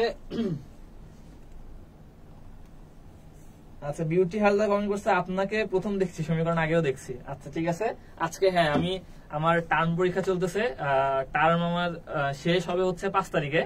তো এর মধ্যেও আমি একটা ক্লাস অনলাইনে, তোমাদের ফ্রি ক্লাস, যেহেতু ফ্রি ক্লাস অবশ্যই আসার আগে যেন আজকে তোমাদের সাথে ক্লাস নিতে আসলাম। ইনশাল্লাহ ভবিষ্যতে অনেক দেখা হবে, ঠিক আছে। আচ্ছা দেখো তাহলে এই যে হচ্ছে r/4, এইটা হচ্ছে এখান থেকে আসছে, এইটুকু সবাই বুঝছি? এইটুকু সবাই বুঝছি কিনা আমি একটু কমেন্ট করো। জি বুঝছি, জি বুঝছি। না বুঝলে ভাই বলবা বুঝিনি, আবার বুঝান, আমি আবার বুঝাই দিব, কোনো সমস্যা নেই। কারণ ভাই দেখো তুমি পড়তে আসছো, আমি পড়াইতে আসছি। এখন তুমি যদি না শিখে যাও, তুমি যদি না বুঝে যাও, তাহলে লস কার? লস তো তোমার, আর আমার ব্যর্থতা যে আমি তোমার শিখাইতে পারি না বা বুঝাইতে পারি না, তাই না? তুমি অবশ্যই না বুঝলে তুমি অবশ্যই ভাই বুঝি না, আবার বুঝান, ঠিক আছে? জি ভাই বুঝছি, সবাই তো বুঝছে। Okay very good. সবাই যদি বুঝি তাহলে আমার বলো তো, সর্বোচ্চ বিন্দুতে, হ্যাঁ সর্বোচ্চ বিন্দুতে বেগ এবং ত্বরণের মধ্যবর্তী কোণ কত? সবাই একটু কমেন্ট করো। সর্বোচ্চ বিন্দুতে বেগ আর ত্বরণের মধ্যবর্তী কোণ কত, এটা কমেন্ট করবা। আর 2 নাম্বার কমেন্ট করবা r = h হবে, r = h হবে কত কোণে নিক্ষেপ করলে, r = h হবে কত কোণে নিক্ষেপ করলে, r = h হবে কত কোণে নিক্ষেপ করলে। সবাই কমেন্ট করো r = h হবে কত কোণে নিক্ষেপ করলে, r = h হবে কত কোণে নিক্ষেপ করলে। আর কোনো পড়া নেই ভাই, এবার হচ্ছে ফালতু পড়াগুলো একটু পড়ে আসি। আসলে দেখো আমাদের প্রায় শেষের দিকে, হ্যাঁ ওই দুটো কমেন্ট করে দাও। আরেকটা জিনিস কমেন্ট করো, তাহলে সর্বোচ্চ উচ্চতায় বেগ এবং ত্বরণের ডট গুণফল কত হবে? সর্বোচ্চ, সব এক এক করে সিরিয়ালি কমেন্ট করবা। সর্বোচ্চ উচ্চতায় বেগ আর ত্বরণের ডট গুণফল কত হবে? সর্বোচ্চ উচ্চতায় বেগ আর ত্বরণের ডট গুণফল কত হবে? ঠিক আছে, আচ্ছা ঠিক আছে। এবার আসো পরন্ত বস্তুর সূত্র। এটা কে দিছে? সূত্র কয়টা আছে ভাই আমরা সবাই জানি? সূত্র আছে ভাই 3টা। কে দিছে? গ্যালিলিও। 1589 সাল কোন পরীক্ষা আসেনি, ইনশাআল্লাহ আসবে না। ইতালির পিসা শহরে 180 ফুট হেলানো টাওয়ার থেকে মুখস্থ পড়া। সে কি করছে? তার খেয়ে দেয় কাজ নেই, ইতালিতে গেছে, পিসা শহরে গেছে, 180 ফুট একটা হেলানো টাওয়ারে ছাদে উঠছে, উঠে একটা পরীক্ষা করছে, হ্যাঁ 3টা সূত্র দিছে। কে দিছে? গ্যালিলিও। তাইলে যদি বলে পরন্ত বস্তুর সূত্র আবিষ্কার কে করছে? আবিষ্কার বললে বলবো ভাই তাহলে আবিষ্কার করছে কি? গ্যালিলিও, তাই না? কিন্তু যদি বলে ভাইয়া পরন্ত বস্তুর সূত্র প্রমাণ কে করে? প্রমাণ বললে বলতে হবে নিউটন। প্রমাণ বললে বলতে হবে নিউটন। দেখো প্রমাণে ন আছে, নিউটনে ন আছে, দেখছো? প্রমাণে ন আছে, নিউটনে ন আছে। তাহলে পরন্ত বস্তুর সূত্র প্রমাণ করে নিউটন, আবিষ্কার করে গ্যালিলিও। প্রমাণ করে নিউটন, আবিষ্কার করে গ্যালিলিও। কয়টা সূত্র আছে ভাই? 3টা সূত্র আছে। সূত্র 3টা কি? নিচে আছে। আচ্ছা শর্ত আছে আগে, বায়ু শূন্য হতে হবে, আদিবেগ শূন্য, একই উচ্চতা হতে হবে, এটা তো আমরা জানি। সূত্র দেখো বলছে, প্রথম সূত্র বলছে সমান সময়ে সমান দূরত্ব অতিক্রম করবে। কি বলছে? সমান সময়ে সমান দূরত্ব অতিক্রম করবে। এটাকে একটা পরীক্ষার মাধ্যমে করা যায়। কিরকম ভাইয়া? সেটা হচ্ছে ধরো তুমি একটা গিনিয়ার পালক পরীক্ষা করছে, হ্যাঁ, যে দুইটাই হচ্ছে যদি আমি বায়ু শূন্য অবস্থা করতে পারি বা দুইটার বাধা যদি একই করতে পারি, তাহলে হচ্ছে একই সময় নিচে নামবে। ঠিক আছে, আচ্ছা তো এই পরীক্ষাটা সামনাসামনি করে দেখা হইলে আমি দেখাই দিব না, হ্যাঁ এখন তো অনলাইন, এখন সম্ভব না। তুমি আমি বলি একটা পাতলা কাগজ আর একটা ভারী বই নিবা, দুইটা একসাথে যদি ছাড়ো তাহলে কে আগে পড়বে? অবশ্যই ভারী বইটা আগে পড়বে। তারপরে কি করবা? তুমি ওই যে পাতলা কাগজটা নিচে দিবা, বইটার উপরে দিবা। একসাথে ছাড়লে কি হবে? তাও একসাথে পড়বে। তখন কি পড়বে? একসাথে পড়বে। কেন পড়বে? কারণ দুইটার বাধাই সমান হবে। এখন তুমি বলতে পারো ভাই বইয়ের ওজন তো বেশি, কাগজের ওজন তো কম, এই জন্য বই কাগজটারে ঠেলে নিচে ফেলাইছে, এই জন্য আগে পড়ছে, একসাথে পড়ছে। ঠিক আছে মানলাম। তুমি একটা বই নিবা, উপরে কাগজ নিবা। উপরে কাগজ নিলে তখন কি? যদি একসাথে ছেড়ে দাও, বইটা আগে নিচে পড়ার কথা না? কারণ কাগজ তো হালকা তো পরে পড়বে। কাগজ কিন্তু উপরে আছে, ভারী বই কিন্তু নিচে আছে। তার মানে ভারী বইয়ের কাগজের উপরে কোনো প্রেসার অ্যাপ্লাই করার সুযোগ নাই। যদি একসাথে ছাড়ো দেখবা কাগজ আর বই একসাথে নিচে পড়ছে। কেন? কারণ দুইটার রেজিস্ট্যান্স বা রোধ বা বাধা তখন সেম হয়ে গেছে। যদি আমি দুইটার বাধা সেম করতে পারি, হালকা ভারী যাই হোক একসাথে নিচে পড়বে। তোমরা এটা বাসায় করতে পারো। ঠিক আছে, আচ্ছা তারপর আসো, এটা বলছে একই সময়ে মানে সমান সময় সমান দূরত্ব অতিক্রম করে। 2 নাম্বার সূত্র কি বলছে? v is proportional t, মানে কি বেগ আর সময় সমানুপাতিক, মানে যত সময় বাড়বে তত বেগ বাড়বে, এটা তো আমরা জানি। আর 3 নাম্বার বলছে অতিক্রান্ত দূরত্ব সময়ের বর্গের সমানুপাতিক, h is proportional t square। ঠিক আছে, মানে যত দূর যাবে সময়ের বর্গের অনুপাতে বাড়বে। এটা হচ্ছে অন্য অধ্যায় আছে, তোমরা পড়ছো, যেন আমি অত গুরুত্ব দিয়ে পড়াইলাম না। যদি দেখো একটা কোশ্চেন বলছে যে মুক্তভাবে পরন্ত 1, 2, 3 সেকেন্ডে অতিক্রান্ত দূরত্বের অনুপাত কত, সময় দেয়া আছে। আমরা জানি h is proportional t square, just square করে দিলে আমি দূরত্ব পাবো 149। খুবই সহজ। ঠিক আছে, আচ্ছা এইটুকু যদি বুঝতে পারি। আচ্ছা আগের গুলা কি কমেন্ট করছে সবাই?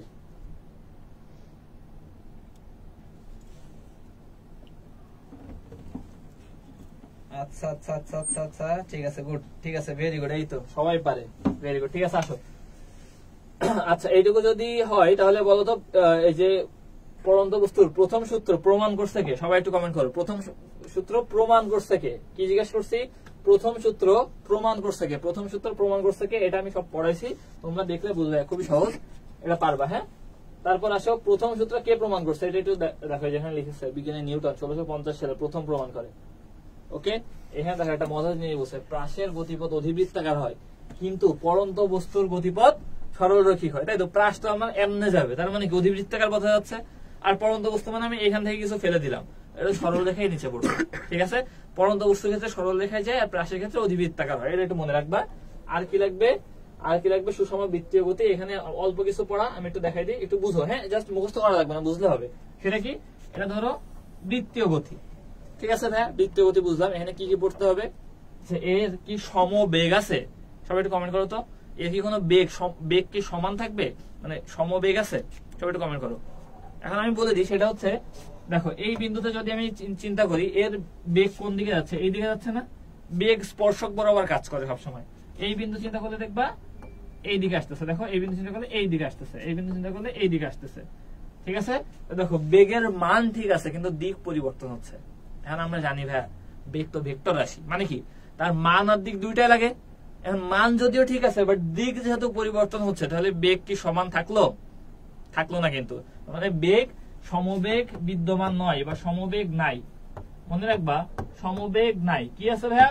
সমকৌণিক বেগ আছে, সমকৌণিক বেগ আছে, সমকৌণিক বেগ আছে। সমকৌণিক বেগ মানে কি? যেহেতু ঘুরন্ত পথে ঘুরতেছে বৃত্তীয় অবস্থা, তার মানে কি কোণ তো চেঞ্জ হচ্ছে না, তার মানে সমকৌণিক বেগ আছে কিন্তু সমবেগ নাই। সমকৌণিক বেগ মানে কি? এটা হচ্ছে ধ্রুব। কৌণিক বেগ সবসময় সমান থাকে। কি থাকে? সমান থাকে। তাহলে সবাই একটু কমেন্ট করে দাও তো, যে এর কৌণিক ত্বরণ কত হবে? খুবই ইম্পর্টেন্ট। দেখি কে কে মাথায় বুদ্ধি আছে যে আমার কৌণিক বেগ ধ্রুব, তাহলে কৌণিক ত্বরণ কত? কমেন্ট করো দেখি কে কে পারে। কৌণিক বেগ হচ্ছে ধ্রুব, তাহলে কৌণিক ত্বরণ কত হবে? ঠিক আছে, কৌণিক ত্বরণ কত হবে? সবাই একটু কমেন্ট করো। আর মনে রাখবে, এখানে হচ্ছে কেন্দ্রমুখী ত্বরণ থাকে, কেন্দ্রমুখী বল থাকে। কেন্দ্রমুখী বল আছে, কেন্দ্রমুখী ত্বরণ আছে। কেন্দ্রমুখী ত্বরণের দিক হচ্ছে ব্যাসার্ধ বরাবর কেন্দ্রের দিকে। ত্বরণের দিক কি? ব্যাসার্ধ বরাবর কেন্দ্রের দিকে। আর বেগের দিক হচ্ছে স্পর্শক বরাবর। বেগ স্পর্শক, ত্বরণ হচ্ছে ব্যাসার্ধ বরাবর কেন্দ্রের দিকে। আচ্ছা, 0, এই তো ভেরি গুড, এটা তো সবাই পারে। কৌণিক ত্বরণ হচ্ছে 0, তাহলে এই তো ভালো। ধ্রুবর ডিফারেন্সিয়েশনে কি 0 পাই না? কৌণিক বেগ ধ্রুব হইলে কৌণিক ত্বরণ কি হবে ভাই? 0 হবে। Very very very very very good, শাবাশ। চলো সামনে যাই। তাহলে এখানে আমাদের পড়া শেষ। তাহলে সবাই একটু কমেন্ট করো। সবাই কমেন্ট করো যে যদি আমার আনুভূমিক পাল্লা যদি সর্বোচ্চ হয়, আনুভূমিক পাল্লা সর্বোচ্চ, তাহলে উচ্চতা এবং পাল্লার সম্পর্ক কি হবে? একটু কমেন্ট করো। আনুভূমিক পাল্লা সর্বোচ্চ বলছি, উচ্চতা আর পাল্লার সম্পর্ক কি হবে? ঠিক আছে, এইবার আসি কৌণিক সরণ, কৌণিক বেগ, কৌণিক ত্বরণ। ভাই কৌণিক জিনিসটা কি? এটা আমরা নিউটনীয় বলবিদ্যা অধ্যায়ে পড়ছি না? সেটা হচ্ছে তোমার একটা হচ্ছে রৈখিক আর একটা হচ্ছে কৌণিক। ঠিক আছে, একটা হচ্ছে রৈখিক, কৌণিক। তাহলে রৈখিক হচ্ছে নরমালি সরণ, বেগ, ত্বরণ। এই জিনিসটা যদি একটা ঘূর্ণন পথে বা বৃত্তীয় পথে হয়, তাহলে তখন কৌণিক হয়ে যায়। কি হয়? কৌণিক। দেখো বলছে যে কৌণিক সরণ কি? আচ্ছা, এর কি দেয়া আছে? নাই। আচ্ছা, কৌণিক বেগের সংজ্ঞা দেখো, যে বস্তুখানে একটি বিন্দুকে কেন্দ্র করে বৃত্তাকার পথে ঘুরে, তাহলে একক সময়ে নির্দিষ্ট যে দূরত্ব অতিক্রম করে তাকে কৌণিক বেগ বলে। ঠিক আছে, যদি এরকম বৃত্তাকার পথে ঘুরে, তাহলে একক সময়ে যে বেগ প্রাপ্ত হয় তাকে কৌণিক ত্বরণ বলে। ঠিক আছে, ত্বরণও ঠিক আছে, সরণও ঠিক আছে, বেগও ঠিক আছে, জাস্ট বৃত্তাকার পথে ঘুরলে তখন আমরা কৌণিক বলি। ঠিক আছে, এখন যখন কৌণিক বলি তখন আমাদের এককও চেঞ্জ হয়, মাত্রাও চেঞ্জ হয়। দেখো, আমাদের সরলরেখায় আমরা দূরত্বকে s দিয়ে প্রকাশ করি, বেগকে v দিয়ে প্রকাশ করি, আর ত্বরণকে a দিয়ে প্রকাশ করি। কৌণিকের ক্ষেত্রে এটাকে আমরা প্রমাণ করি হচ্ছে, এটাকে আমরা লিখি হচ্ছে তোমার কি দিয়ে? রেডিয়ান দিয়ে। এর একক হচ্ছে, আচ্ছা, থেটা দিয়ে লিখি, এটা ওমেগা দিয়ে লিখি, এটা হচ্ছে আলফা দিয়ে লিখি। ঠিক আছে, থেটা, ওমেগা, আলফা দিয়ে লিখি। এই সরণের একক হচ্ছে মিটার, আর এই যে তোমার কৌণিক সরণের একক হচ্ছে রেডিয়ান। মনে রাখবা, কৌণিক সরণের একক কি? রেডিয়ান। বেগের একক মিটার পার সেকেন্ড, এটার একক হচ্ছে রেডিয়ান পার সেকেন্ড। এই যে মিটারের জায়গায় জাস্ট রেডিয়ান বসাই দিবা, রেডিয়ান পার সেকেন্ড। এটা হচ্ছে মিটার পার সেকেন্ড স্কয়ার, আর এটা হচ্ছে রেডিয়ান পার সেকেন্ড স্কয়ার।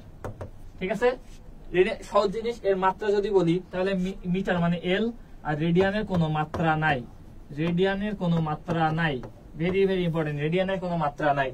এর মাত্রা কি? এল টি ইনভার্স।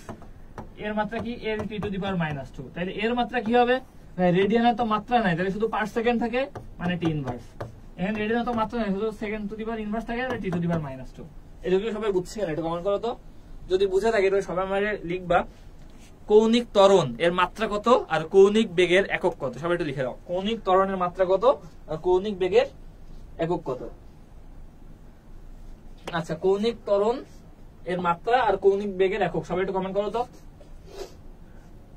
এখন এইখানে আসো। আচ্ছা, তার আগে এইখানে একটু আসো। এইখানে দেখো 1 রেডিয়ান সমান কত ডিগ্রি? 57.3 ডিগ্রি। 1 ডিগ্রি সমান 0.0175 রেডিয়ান। ইম্পর্টেন্ট পরীক্ষা আসে, ট্রিপল স্টার দিয়ে দাগায় রাখো। ঠিক আছে, দেখো এর কোনো মাত্রা নাই, এল নট মানে মাত্রা নাই, ফাঁকা। এবার আসো কৌণিক বেগ। কৌণিক বেগের দেখো 3টা একক আছে, কি কি আছে? Radian per second, degree per second, radian per second. নাই কোনটা? Cycle per second. কোশ্চেন হবে নিচের কোনটি কৌণিক বেগের একক নয়? অপশনে থাকবে সাইকেল পার সেকেন্ড, এটা দাগাবা। সাইকেল পার সেকেন্ড মানে হচ্ছে হার্টজ, এর আরেক নাম হচ্ছে হার্টজ। হার্টজ মানে কি? এটা হচ্ছে কম্পাঙ্কের একক। কিসের একক? কম্পাঙ্কের একক। তাহলে এটা কিন্তু কৌণিক বেগের একক না, এটা ভুল করা যাবে না। এটা কিন্তু পরীক্ষা আসবে, তোমার অনুশীলনী এমসিকিউ তো আছে যে কৌণিক বেগের একক নয় কোনটি? Radian per second, degree per second, radian per second, cycle per second. দাগাবা কি? Cycle per second. এটা মানে কি? হার্টজ মানে কি? কম্পাঙ্ক। ঠিক আছে, মনে থাকবে তো? এটা একটু পাঠতে হবে। হ্যাঁ, তাহলে সবাই লিখো সাইকেল পার সেকেন্ড কম্পাঙ্কের একক বা কৌণিক কম্পাঙ্কের একক।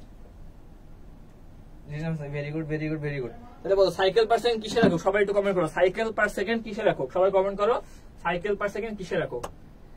আচ্ছা, কৌণিক ত্বরণের একক হচ্ছে radian per second, T to the power -2 alpha, তাই না? এখন এখানে আবার একটু সমীকরণ আছে, সেটা কি? 2-3টা সমীকরণ পড়বা। সেটা হচ্ছে v equals to r omega, a equals to r alpha. আমরা জানি আর কি? আর হচ্ছে omega equals to twice pi by t. এই সমীকরণগুলো একটু মনে রাখতে হবে। Omega equals to twice pi by t, v equals to r omega, a equals to r alpha. হ্যাঁ, এখন আসো, এই যে এই দুইটা মনে করো, এই দুইটা মনে করো কুরআনের আয়াত বলে মুখস্থ করতে হবে। ঠিক আছে, এইগুলা একদম মুখস্থ, তুমি ম্যাথ করে বের করতে পারবে না, কিন্তু এমসিকিউতে আসবে, অনুশীলনীতে আসে, পাঠতে হবে। কিভাবে? যে সেকেন্ড, মিনিট আর ঘন্টা কাটার কৌণিক বেগের অনুপাত 720:12:1। খুবই ইম্পর্টেন্ট, মনে রাখবা।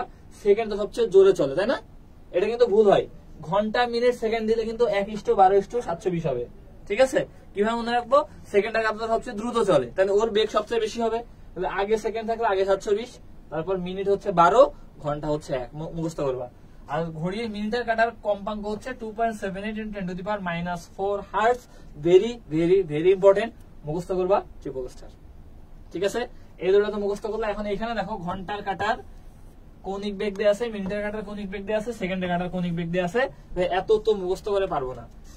আচ্ছা, এত তো মুখস্থ করে পারবো না। হ্যাঁ, তাহলে কি করতে হবে? এইগুলা একটু তোমার একটু টেকনিক করে মনে রাখবা। কিভাবে? দেখো, জাস্ট বুঝলে হবে। হ্যাঁ, তুমি আসো সেকেন্ডের কাটা। হ্যাঁ, সেকেন্ডের কাটা আমি জানি কৌণিক, আমার বেগ বের করতে বলছি কষ্ট টুয়াইস পাই বাই টি, তাই না? আচ্ছা, তাহলে টুয়াইস পাই। এখন টি এর মানে কি? সময়। সেকেন্ডের কাটা কত সেকেন্ডে একবার ঘুরে? 60 সেকেন্ডে একবার ঘুরে আবার আগের জায়গায় আসে, তাহলে আমি 60 দিব। তাহলে কি হবে? Pi by 30 radian per second. এটা হচ্ছে আমার মিনিটের কাটা রাখবে। দেখো পাই বাই 30, ওই pi by 30 radian per second, সেকেন্ডের কাটা। ওকে, এবার আসি মিনিটের কাটা। ঠিক আছে, মিনিটের কাটার ক্ষেত্রেও কি?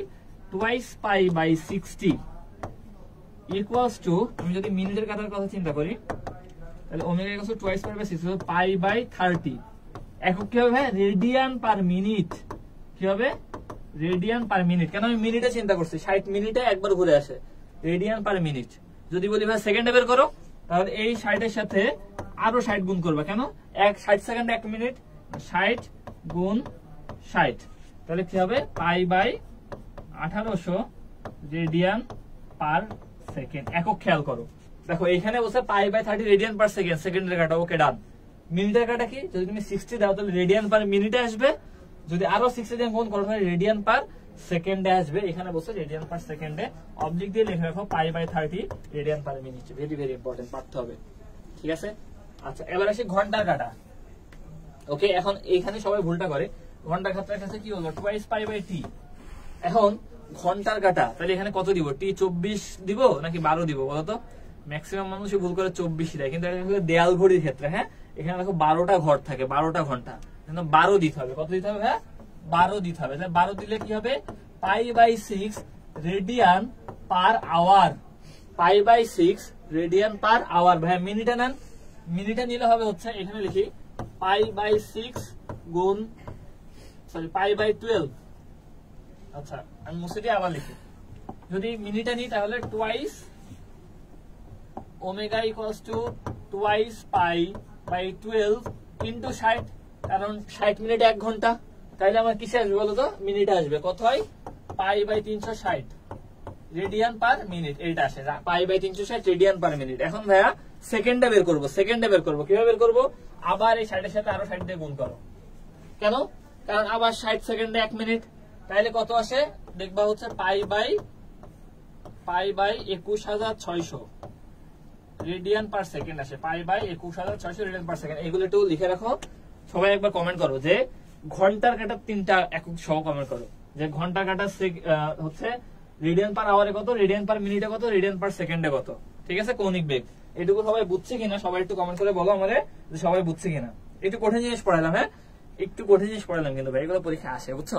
একটু কঠিন জিনিস, কঠিন লাগতে পারে, কেন আবার বুঝতে ভাই প্রথমবার দেখতেছো কঠিন লাগতে পারে, কিন্তু আস্তে আস্তে ঠিক হয়ে যাবে। হ্যাঁ আচ্ছা সবাই একটু কমেন্ট করে দাও তাহলে আমার সেকেন্ডের ক্ষেত্রে একক কি হবে, মিনিটের ক্ষেত্রে কি হবে, আর ঘন্টার ক্ষেত্রে কি হবে।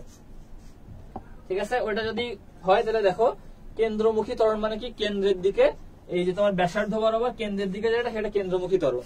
ঠিক আছে, আচ্ছা এই যে সমীকরণটা একটু দাগ দাও আর লেখো যে কেন্দ্রমুখী বল দ্বারা কৃত কাজ কি হবে?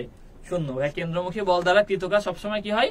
শূন্য হয়, আমরা জানি। ঠিক আছে, গোল করো, ট্রিপল স্টার দাও, মুখস্থ করে ফেলো। সমীকরণ দেয়া আছে, দেখো সমীকরণ দেয়া আছে। এবার তোমরা হচ্ছে এই পেজটা একটু খেয়াল করো, এই পেজে আমি কিছু বাদ দিছি কিনা সবাই একটু দেখো। এই যে লাস্টে কিন্তু দিছে π/30 radian per second, π/6 radian per hour, π/1800 radian per second. এইখানে আমি কিছু বাদ দিছি কিনা পড়ানোর সময় সবাই একটু দেখো। আমি পিডিএফ দিয়ে দিব। আচ্ছা এখন দেখার দরকার নেই, সময় হয়ে গেছে অনেক। আচ্ছা 1 ঘন্টা হয়ে গেছে, তাহলে আমরা প্রায় শেষ করে দিব। আমি পিডিএফ দিয়ে দিব, পিডিএফ একটু দেখে নিবা। এখন আসলে দেখো আবার ম্যাথ কর্নার আছে, দেখছো মাস্টার বই কি আছে? Math corner.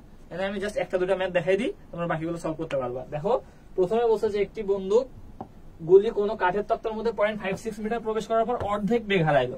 মনে রাখবা অর্ধেক বেগ হারাইলে, যদি কোশ্চেনে দেখছো যে অর্ধেক বেগ হারাইছে, তাহলে যে দূরত্ব দেওয়া আছে তাহলে 3 দিয়ে ভাগ করে দিবা, এটা শর্টকাট। ঠিক আছে, একটা বন্দুকের গুলি গেল তক্তার মধ্যে, অর্ধেক ভেদ করে থেমে গেল না, অর্ধেক বেগ হারাইলো। অর্ধেক বেগ হারাইলে 3 দিয়ে ভাগ করে দিবা যে দূরত্ব থাকবে, তাহলে 0.56 রে 3 দিয়ে ভাগ করলে 0.187 আসে। তাহলে তোমাদের কাছে আমার কোশ্চেন, ধরো 3 মিটার প্রবেশ করলো, কতটুকু প্রবেশ করলো? 3 মিটার প্রবেশ করার পরে অর্ধেক বেগ হারালো, আর কতটুকু প্রবেশ করবে? সবাই একটু কমেন্ট করো। 3 মিটার প্রবেশ করার পরে অর্ধেক বেগ হারাইলে আর কতটুকু প্রবেশ করবে? 3 মিটার প্রবেশ করার পরে অর্ধেক বেগ হারাইলে আর কতটুকু প্রবেশ করবে? সবাই কমেন্ট করো।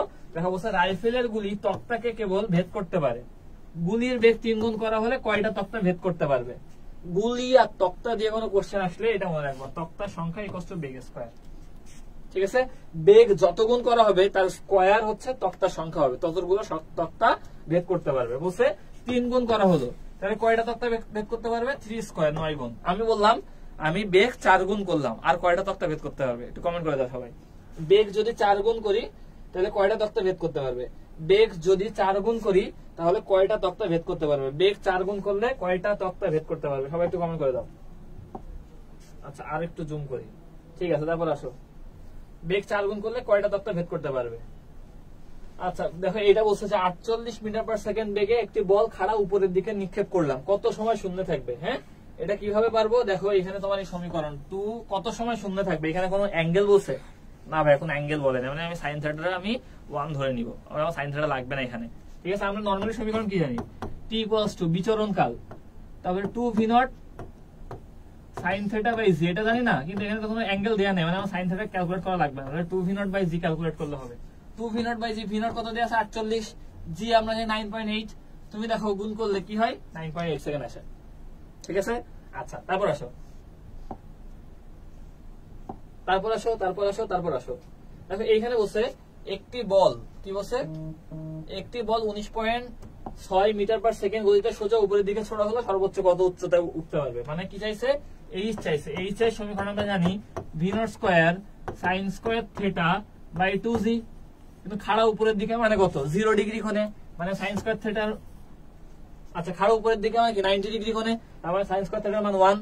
তাহলে সর্বোচ্চ উচ্চতা হচ্ছে v not square by 2g। এই যে v not square by 2g 19.6 square by 2 * 9.8, এইটা 19.6 হয়, দুইটা কাটাকাটি করলে 19.6 মিটার আসে। ঠিক আছে, আচ্ছা তারপর আসো এই যে এখানে দেখো আবার ওই ম্যাথটা আবার সেম দিচ্ছে, 19.6 বেগে ছুটলে সর্বোচ্চ কত উচ্চতায় উঠবে, ওটা তো পারবা। 15 নাম্বারটা দেখো যে পাথরকে 4.9 মিটার পার সেকেন্ড বেগে উপরে নিক্ষেপ করলা, কত সময় পর আবার ফিরে আসবে, মানে বিচরণ কাল চাইছে। তাহলে 2u/g 2 * 4.9/g 9.8 কত হলো 1 সেকেন্ড, খুবই সহজ জিনিস। আচ্ছা এখন এই যে লাস্টে আমি একটা অঙ্ক করে দিব তোমাদের, তারপর আজকে ছুটি। সেই অঙ্কটা হচ্ছে এই যে এটা 24 নম্বর অঙ্ক, যে একটা বস্তুর এই সমীকরণ দেয়া আছে 1/2 বা হাফ t³ + 2t, রৈখিক গতিতে চলছে, 3 সেকেন্ড পর এর বেগ কত হবে। এটা কি দেয়া আছে, কিন্তু দূরত্ব দেয়া আছে, তাই না? আমরা জানি সরণের ডিফারেন্সিয়েশনকে আমরা কি বলি, বেগ বলি।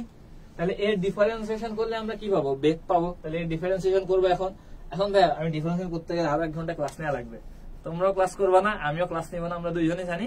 তো ডিফারেন্সিয়েশন আমি করে দিই, দেখো খুবই সহজ। এটা হচ্ছে হাফ t³ আছে, তাহলে তুমি হাফটা রেখে দিবা, হাফটা রেখে দিয়ে t³ এর ডিফারেন্সিয়েশন করলে হচ্ছে 3t² আসে। ঠিক আছে, মানে আমি 3/2t² লিখতে পারি, 3/2t² লিখতে পারি, প্লাস 2t এর ডিফারেন্সিয়েশন করলে 2টা রেখে দিয়ে t ডিফারেন্সিয়েশন 1 হয়, তার মানে জাস্ট 2 থাকে। ঠিক আছে, তাহলে এইখানে 3/2t² প্লাস 2, এই যে t কত দেয়া আছে 3 সেকেন্ড পরে, তাহলে t যখন 3 সেকেন্ড 3/2 * 3² প্লাস 2, এটাই মানে t এর জায়গায় 3 বসাই দেবে। এখন যদি বলতো ভাই এখানে ত্বরণ কত হবে, ত্বরণ কত হবে, তোমরা হয়তো বের করে কমেন্ট করবা, আমি একটু দেখাই দিই। এই যে বেগের আবার যদি আমি ডিফারেন্সিয়েশন করি, বেগ সমান কি পাইছে এখানে, যে 3/2t² প্লাস 2, তাই না? এর আবার ডিফারেন্সিয়েশন করলে আমি কি পাবো, ত্বরণ পাবো। তাহলে এর কি হবে 3/2 * 2t, তাই না? 3/2 * 2t, এই যে t² এর ডিফারেন্সিয়েশনে কি পাই, 2t পাই, প্লাস 2 এর ডিফারেন্সিয়েশনে 0 পাই, কনস্ট্যান্টের ডিফারেন্সিয়েশন করলে 0 পাই। তাহলে এই যে 3/2 * 2t, তাহলে 2t হচ্ছে t কত বসে 3, তাহলে কত হয় এই যে 9 সেকেন্ড। ঠিক আছে, 9 সেকেন্ড না, মিটার পার সেকেন্ড স্কয়ার। ঠিক আছে, এরকম জাস্ট এটা পারলে হবে, জাস্ট এটা আবার ডিফারেন্সিয়েশন করে দিবা, তাহলে ত্বরণ পাবো। তাহলে এই হচ্ছে আমাদের আজকের পড়াশোনা ছিল। এখন তোমাদের এই পিডিএফটা আমি দিয়ে দিব, আশা করি সবাই বুঝাইতে পারছি। সবাই আমার একটু কোশ্চেনের উত্তর দিবা, কিছু কোশ্চেনের উত্তর দিবা, সেটা হচ্ছে উত্তর দিয়ে ক্লাস শেষ। হ্যাঁ, সেটা বলো যে প্রাসের গতি কয় মাত্রিক, সর্বোচ্চ উচ্চতায় প্রাসের গতি কয় মাত্রিক, সবাই একটু কমেন্ট করো। প্রাসের গতি কয় মাত্রিক, সর্বোচ্চ উচ্চতায় প্রাসের গতি কয় মাত্রিক, সবাই একটু কমেন্ট করো। তারপর কমেন্ট করবা হচ্ছে h = r হবে কত ডিগ্রি কোণে নিক্ষেপ করলে, h = r হবে কত ডিগ্রি কোণে নিক্ষেপ করলে। তারপর কমেন্ট করবা সর্বোচ্চ পাল্লা পাবো কত ডিগ্রি কোণে নিক্ষেপ করলে। তারপর উত্তর দিবা হচ্ছে ফুটবল বস্তুটা কত মাত্রিক, ঠিক আছে। তারপরে তোমরা কমেন্ট করবা হচ্ছে লাস্ট কোশ্চেন হচ্ছে একটা সহজ কোশ্চেন করবো না কঠিন কোশ্চেন করবো, বলো আমারে যে গ্যালিলিও যে 3টা পড়ন্ত বস্তুর সূত্র আছে, ঠিক আছে, সূত্রটা 3 নাম্বার সূত্রটা কি একটু টাইপ করে দাও বা লিখে দাও। 3 নাম্বার সূত্রটা কি, এইচ আর টি এর মধ্যে সম্পর্ক টাইপ করে দাও। আজকে এই পর্যন্তই। যারা শেষ পর্যন্ত ক্লাসে ছিলা, যারা কমেন্ট করছো তাদেরকে অনেক অনেক অনেক অনেক অনেক অনেক ধন্যবাদ। ইনশাল্লাহ আবারও আমার পরীক্ষার পরে তোমাদের সাথে অনলাইন ক্লাস বা অফলাইন ক্লাস ইনশাল্লাহ দেখা হবে, তখন অনেক আড্ডা হবে। আজকের মতো আল্লাহ হাফেজ, টাটা।